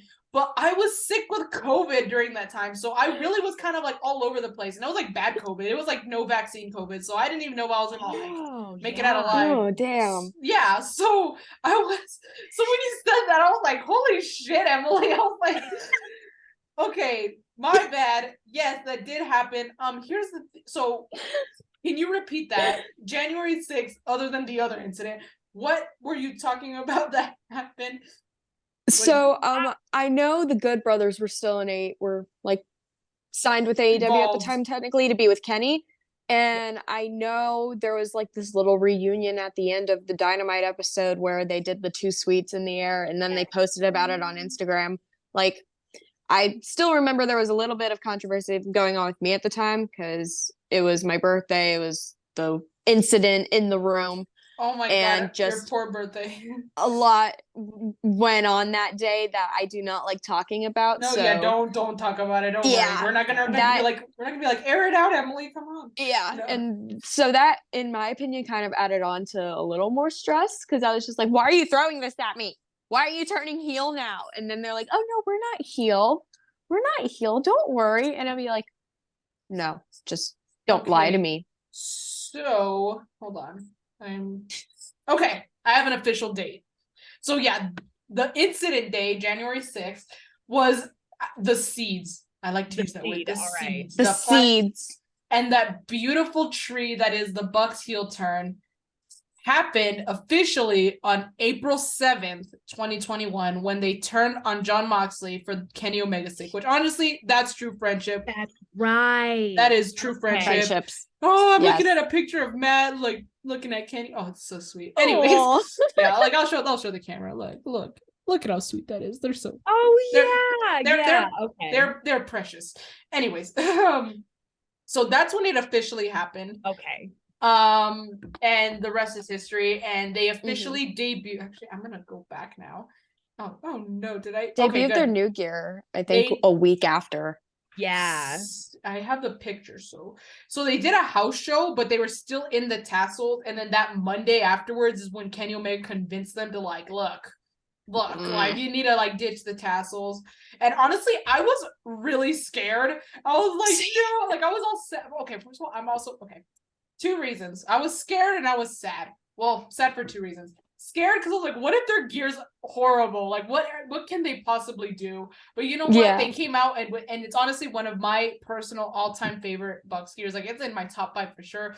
They're getting Target exclusives. I hope so. They said it at FanFest, but fuck, I don't know, man.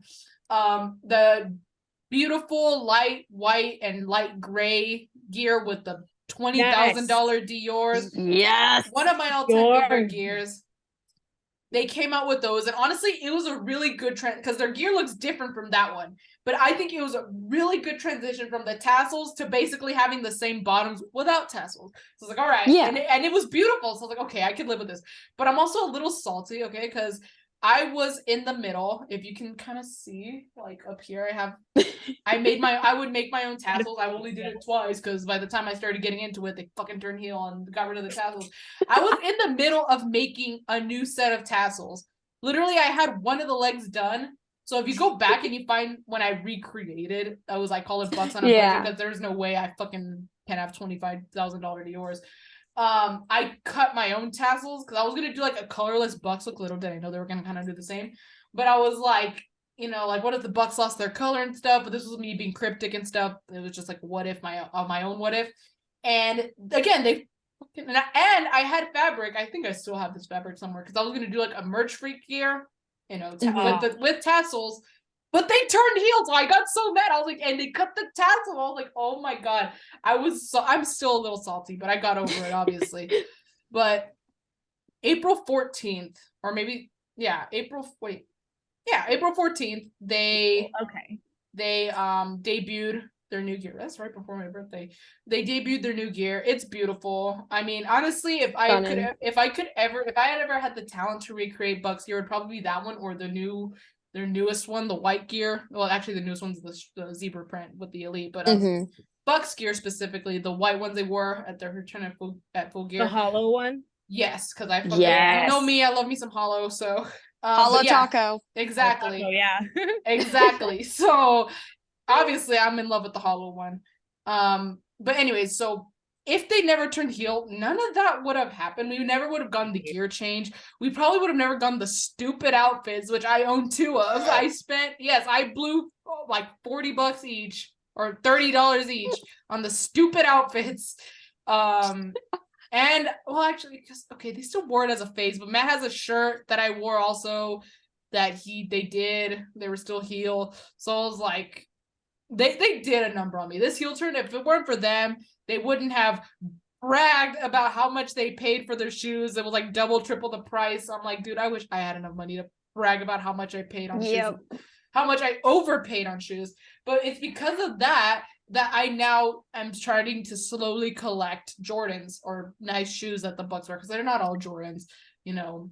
One of them's Adidas. But anyways, yeah, I'm like, if it wasn't for them, that wouldn't have happened. And also so much wouldn't have happened. Again, they just did so many things to piss people off, and I thought it was hilarious. I'm like, dude, obviously the ugly outfits, okay, they did get me. I'm like, what are these fuckers wearing? Like, what am I watching on my screen?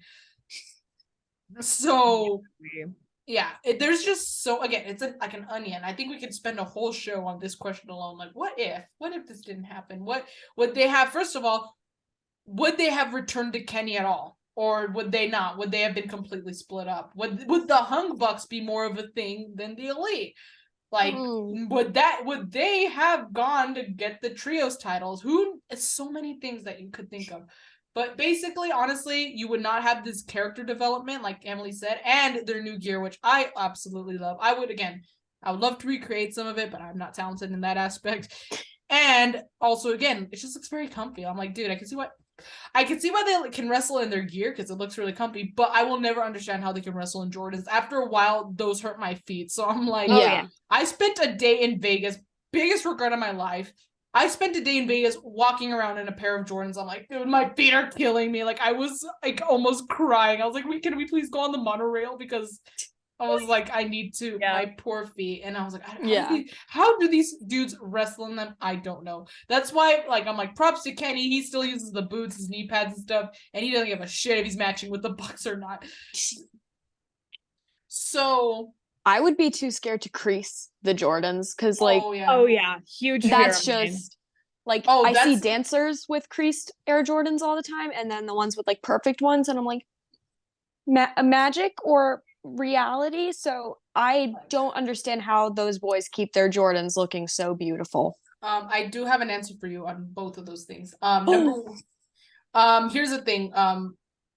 Damn it, I was gonna say something first. It was about the Jordans. I was talking about how I never understand how they can wrestle in them. Here's the thing though, their Jordans are creased. If there's anything, that is something of Matt's that I did realize when I met them. I was like, your shoes are creased. Like, I wanted to tell him, I'm like, but I didn't. But there's actually crease protectors on Amazon. Here's the thing though, they make the shoe because again they prevent the creases, so they're really stiff. But so you just got to be careful because if your Jordans fit either perfect or a slightly small, they might not be the most comfortable. But there are crease protectors. I use them in all my shoes just because again I'm like, I don't know how they crease their damn shoes or wrestle in them. They obviously don't care. Oh, and I remember the point I was gonna make. That's another thing they would do to piss people off. They would crease their shoes. They would talk about it like, oh yeah, it's creased. Or they talked about, remember when Matt got Christopher Daniels' blood all over his Jordans? Oh god. Oh my god, yes. Yeah, I honestly, I can see why the sneakerheads were pissed about that one, because here's the thing. I've tried to, because like I like those because they're black and red. There's another pair of shoes that I might be getting soon that Matt has worn. They're the new ones that he recently got. But they have more white. The thing is with white, they get dirty easy, like a lot easier. So I was like, let me try and find the black and red ones. The ones that he got blood on are like thousands of dollars. I'm like, oh my god. So I'm like, Matt, you fucking got blood all over them. So I could see, and then like of course he acted all nonchalant about it. I'm like, god damn it, Matt. So yeah, so much would have happened, or would not have happened if the heel turn Exactly. didn't happen. And Go that, ahead. yeah, that actually plays perfectly with what I kind of wanted to bring up, because the whole reason I asked about like when they turned heel in the first place is because they turned heel right before I started like dedicating time to Ooh. watching AEW every week. So you were So right I've in the really middle. only known like heel Bucks. Shout out Jay. Yeah, I was gonna say Jaylee. We love you, Jaylee. Jaylee. I'm like, that's all I can think of, Jaylee. So like that's who I've been accustomed to watching, and the thing with the Dior's, the thing with Christopher Daniels, and even with the build up to their match with Moxley and Kingston at Double or Nothing, they took the Air Dior's and they destroyed them or whatever. So that's all I've known is those obnoxious little Those shoes were rare. guys. So those. Yeah, and I don't think I would have like I definitely think my personal like being a fan of Kenny and the Bucks, I think it would have taken a different path if the Bucks didn't turn heel and they didn't align themselves with Kenny, because that like my friends were talking about, oh, they're so obnoxious, and I was like, yeah, they're a little obnoxious, but then I very quickly started to go to the other side of the ship, and I was just like, I like it. They're really obnoxious and I love them. And like, especially with Matt and his outfits, like he's the Oh God. They're all ugly. Like they all had their own, like Nick's were always like the rompers and like the tracksuits. Matt's were like some sort of shorts with an ugly ass shirt. And Kenny, oh my God, Kenny would wear like, Don't get me His own whole beast to deal with. Kenny like wearing khakis on a golf course and hitting fucking dirt in his own eyes. I'm like, oh my God. I was like, Dude, yeah. It's crazy that you mentioned it, because I wonder, because I'm not gonna say yes, it would have been like this, but when I got into, like, I wouldn't say get into, because I technically wasn't into them, but when I first started watching the Young Bucks, I was into Kenny Omega. Heads like hard, not okay, I wouldn't say hardcore, but I got into Kenny Omega in 2014. That's around the time I started watching the Bucks.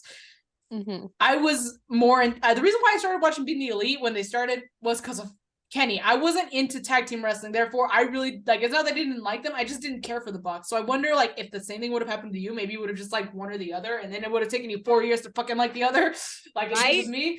But yeah, it's just crazy how you're kind of caught in the middle of that transition, because they've been heel before in New Japan, but they didn't really change things up. I really think, again, but just really quick, back to Emily and the character development she brought up. That's a really good way of putting it, because again, they have been heel in New Japan, but nothing really changed. They were just doing the typical bad guy stuff, and they still kept the tassels, they still had the same aesthetic, nothing changed. This, they had the outfits, they had the gear change, they had the character change, they had the bragging about overpaying for shoes because they knew it pissed people off. They kicked Dark Order out of being the Elite.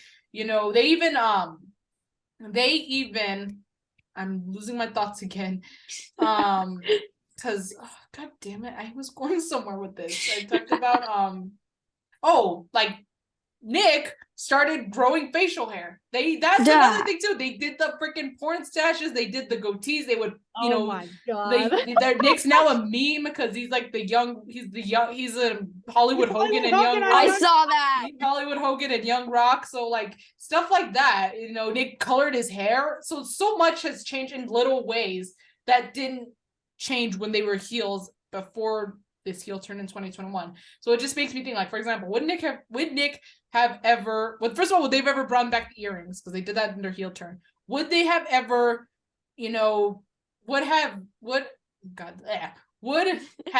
I can't speak. Would Nick have ever grown his facial hair out? Same with Brandon. Would he have ever colored his hair?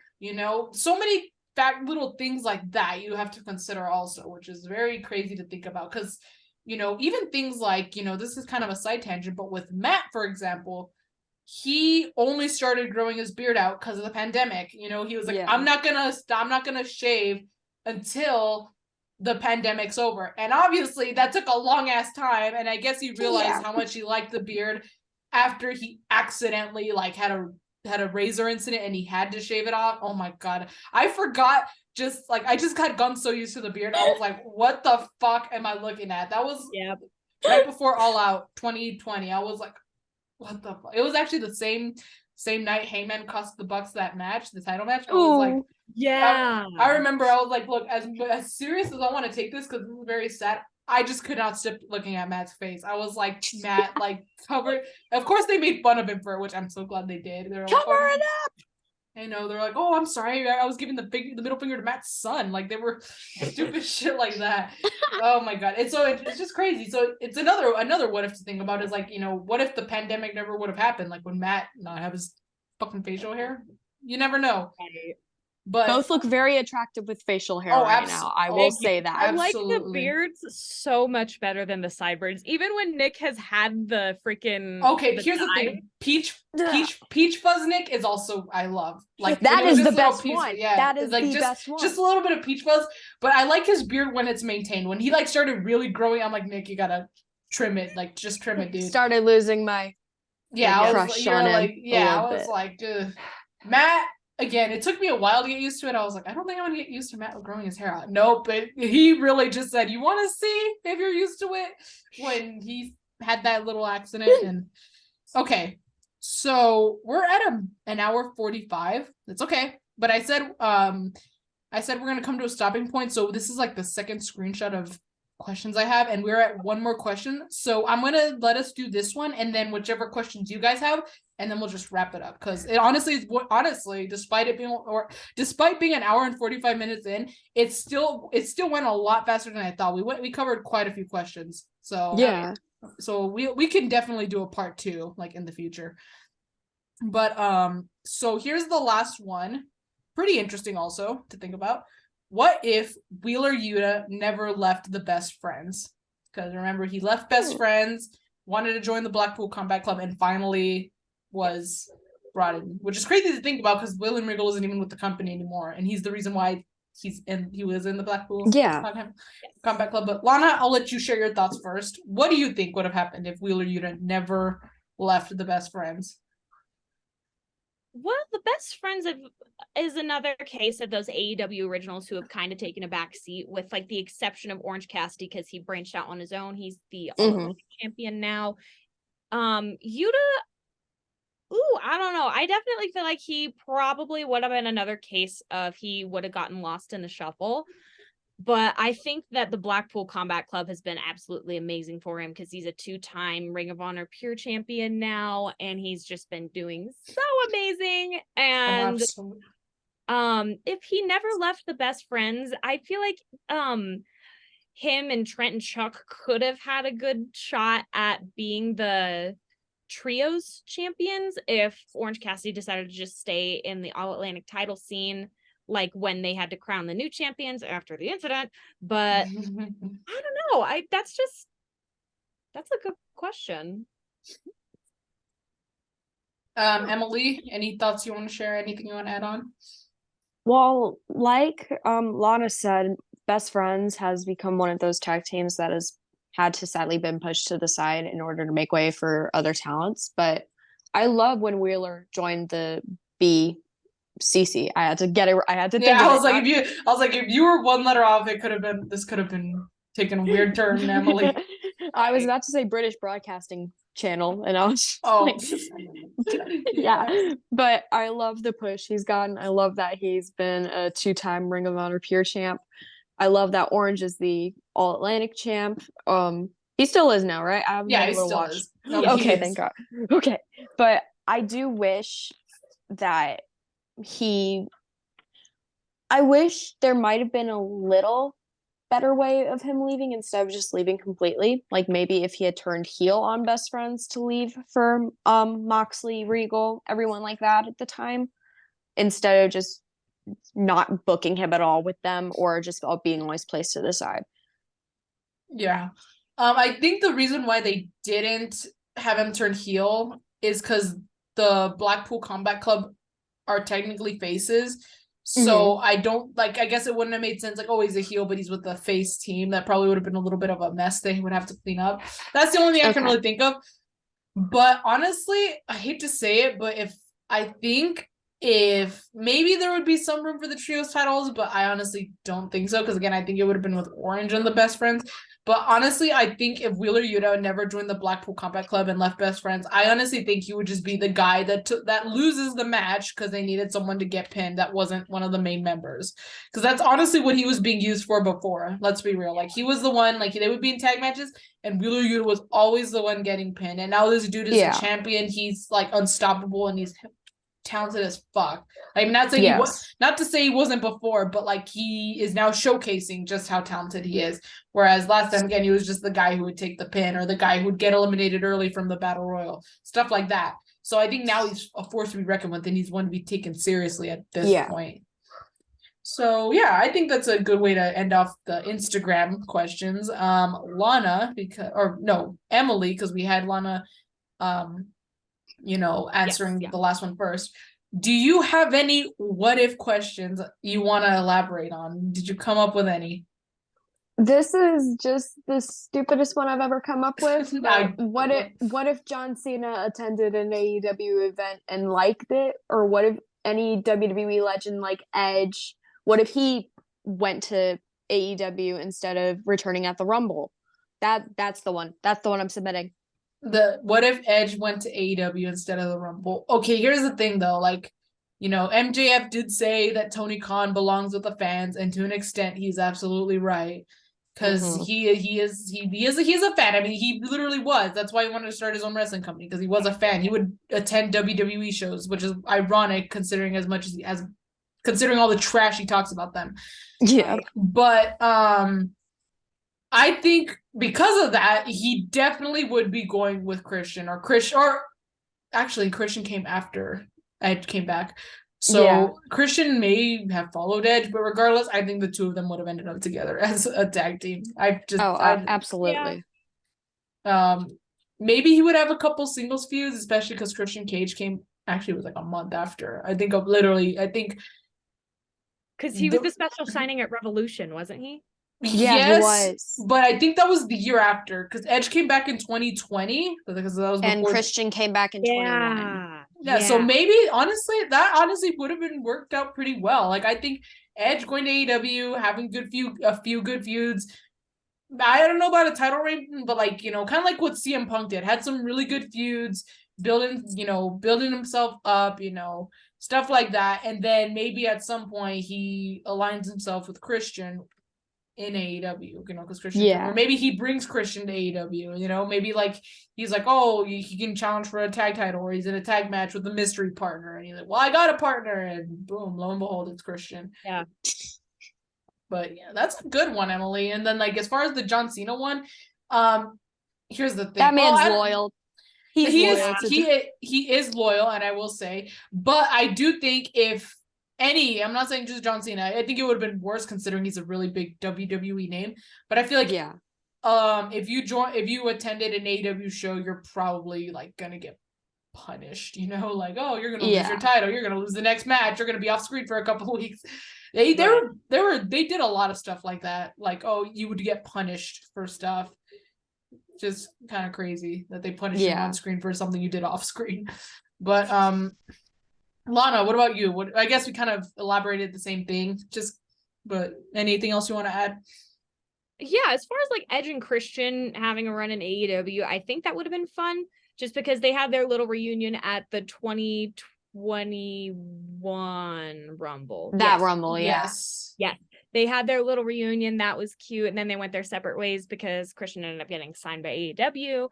And I think it would have been interesting if they went together, because Edge, I've always thought of him as a WWE guy. I don't know if he's done anything outside of WWE specifically, as far as honestly, I don't think he has. Yeah. So I think that would be interesting to see how he did in a different environment, because as we know, Christian did pretty well because he was in TNA and all that stuff.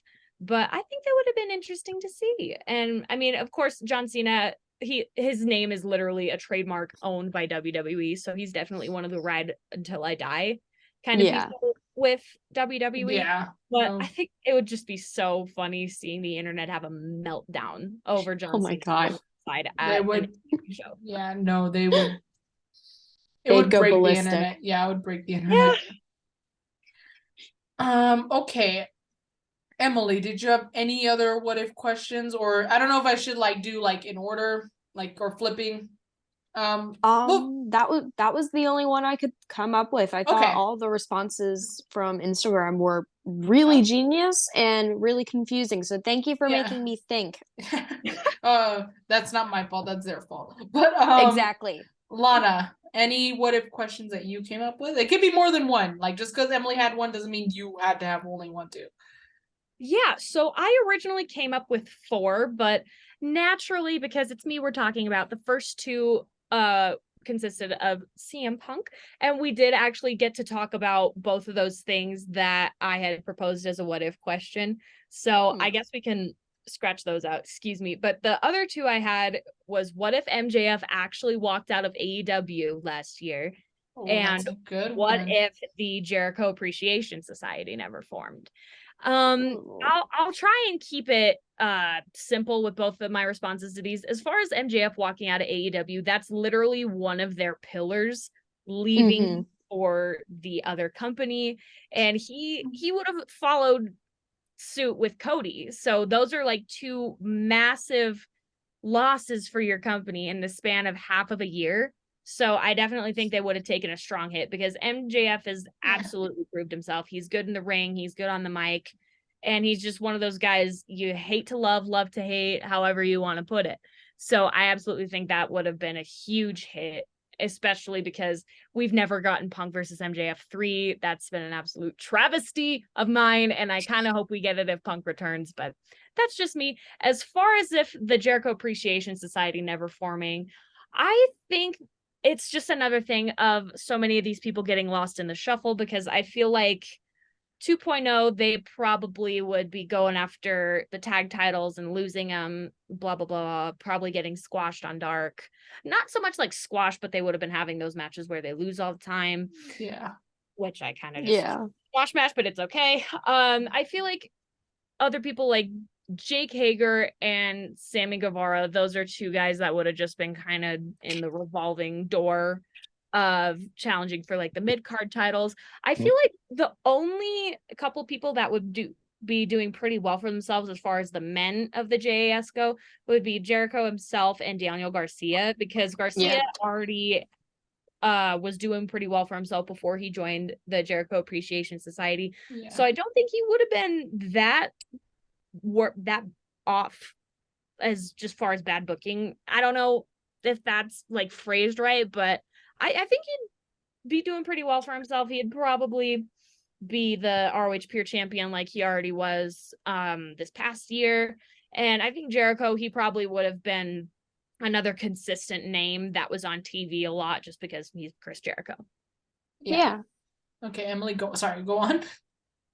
I actually love the MJF walking out scenario. Like, they would have lost so much with him. Like, he gained such a fan base from the promos he cut in AEW, and the pipe bomb that he delivered, that it made me believe he was going to leave.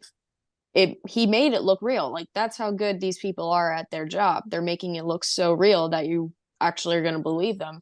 And when they don't do it, you're like, why'd you say all that stuff then? But they would have lost so much because of him leaving. But if he did leave, I feel like he would have had the honeymoon phase, and then they would have just dropped him. I don't think he'd be able to handle the PG type of style that WWE has right now. Attitude Era or Ruthless Aggression era WWE, he would fit in perfectly. But nowadays, with all these little kids in the audience and having the TV programs just being all, we have to keep it family friendly, he would have been fired almost immediately if he had dropped one single. Or constantly fined. Like, this dude. Yeah. Like, yeah, I agree. It would have been a massive hit, especially considering Cody Rhodes, like, left basically, like, almost right before this whole thing happened. And especially if he would have followed Cody to the WWE, like I said, I don't think he would have been able to hang, not because he's not good, but because he is like so good at what he does and he likes to really push the envelope that I don't think they would tolerate that.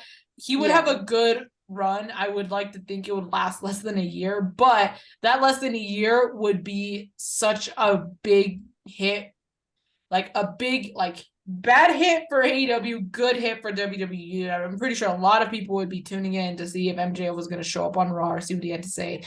Yeah. Stuff like that. So, and I'm pretty sure there's no doubt if he would have left, he would have called out AEW any chance he got on, you know, he would have done that. So yeah, if he would have left, big, just not, no, like that would have been a really big loss on AEW's part. Yeah. And so just to keep it at that. And as far as the Jericho Appreciation Society, I agree with Lana. A lot of people don't like them. I kind of see why. Well, they're heels. Of course, you're not supposed to like them. But I know some people are just genuinely annoyed by them. You know, like what's the point of them? But I agree with Lana. I honestly think that they're the Jericho Appreciation Society is the reason why some of these wrestlers aren't just lost in the shuffle of so many signed talent that are being utilized. Yeah. So, the only one who I think kind of like maybe, well, I don't know, it's give or take because she wasn't really being used either way, was Anna Jay. I feel like she's kind of a little bit of a wild card because I miss her in the Dark Order, but like it's not like she was doing much in the Dark Order, but now she's not doing much in the, she was in the beginning, you know, when she first joined Jericho Appreciation Society, but now not so much. So I think she's kind of the one who's like, maybe she is suffering, maybe she isn't by being with them.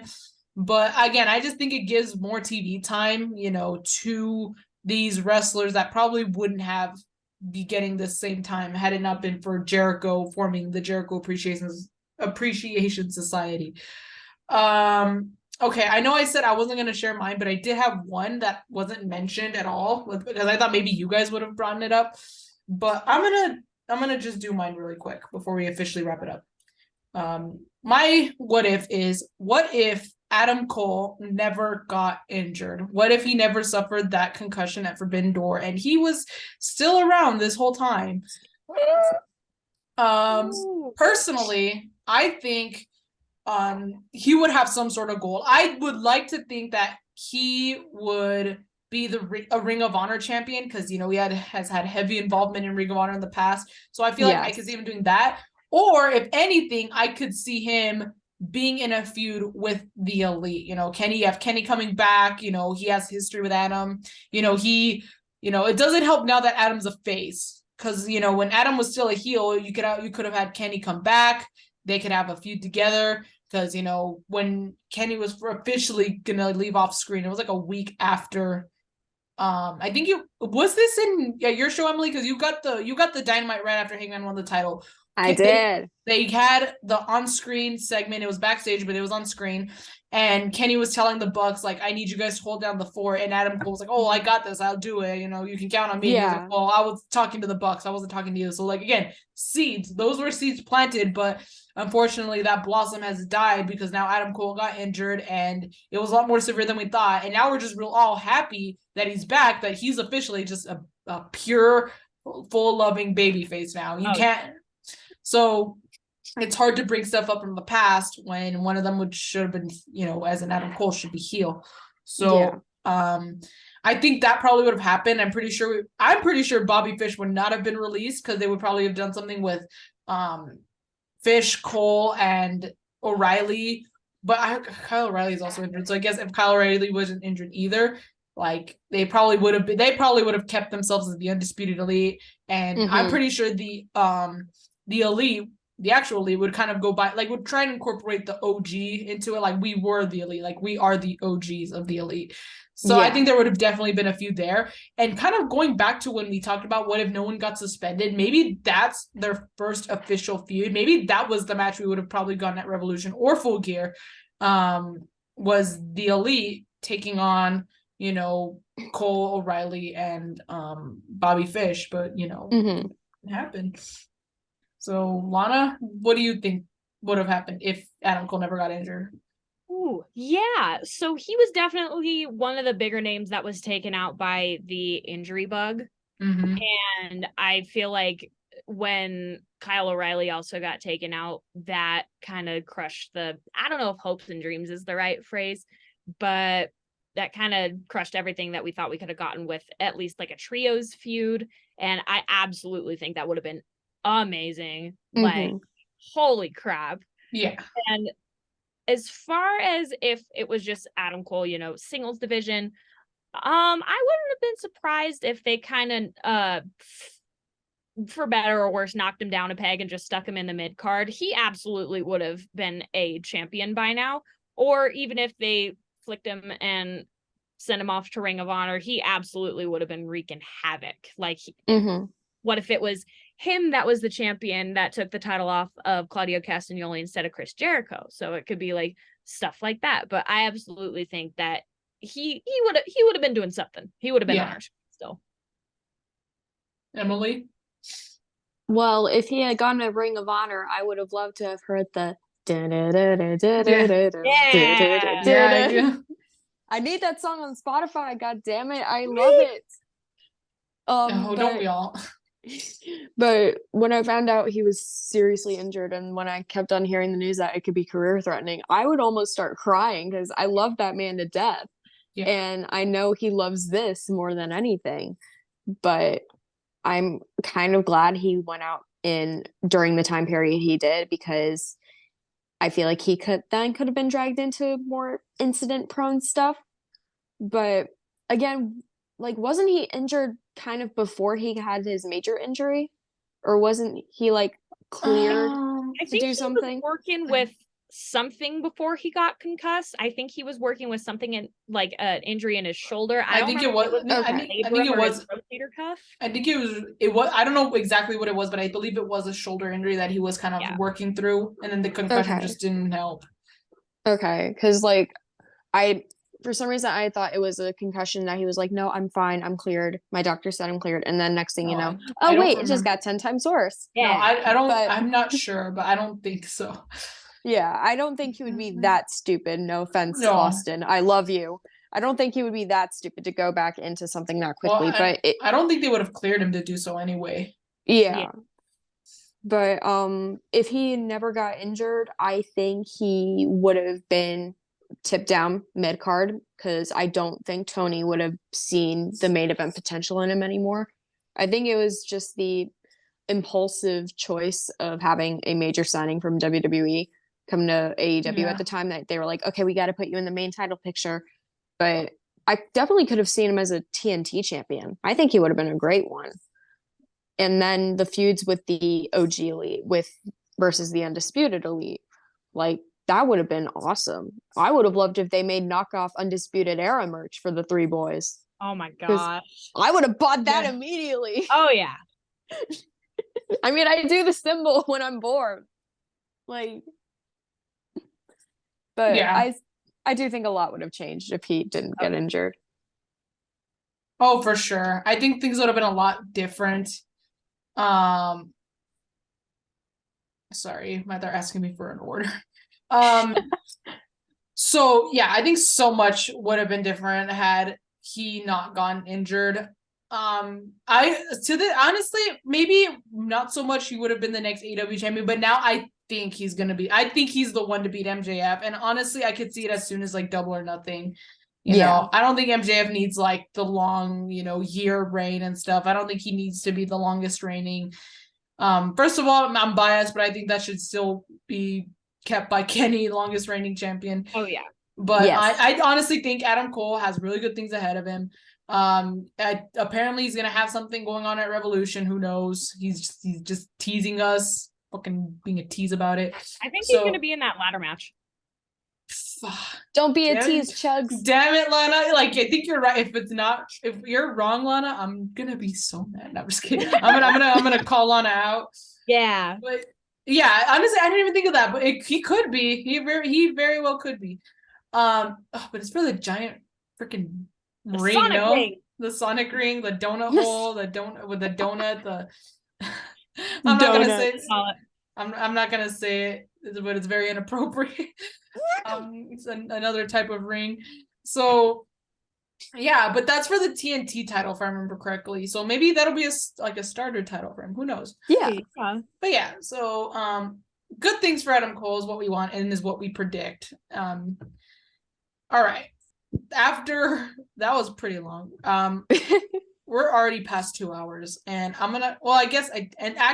started the timer late, so We're well past 2 hours. That's okay though. But we will be doing a part 2 of this because there's still plenty of questions that we have not answered. And so just be expecting that later. Thank you so much to Lana and Emily for joining me. You guys know at the end I let y'all plug your shit. So Emily, I'll start with you. Go ahead, tell the people where they can find you. You can follow me at Emily_covers06 on Instagram. Lana? On Instagram, I am Bexplosions. It's the word explosions with a B at the front. And on Twitter, I am all caps Bucks of Youth, and the O's are zeros. Yeah, I love that. I do have a question about that because I remember you changed because you're like, oh, new year, new user. You told me that. Yep. Yeah. So are you gonna do that every year, or is this just?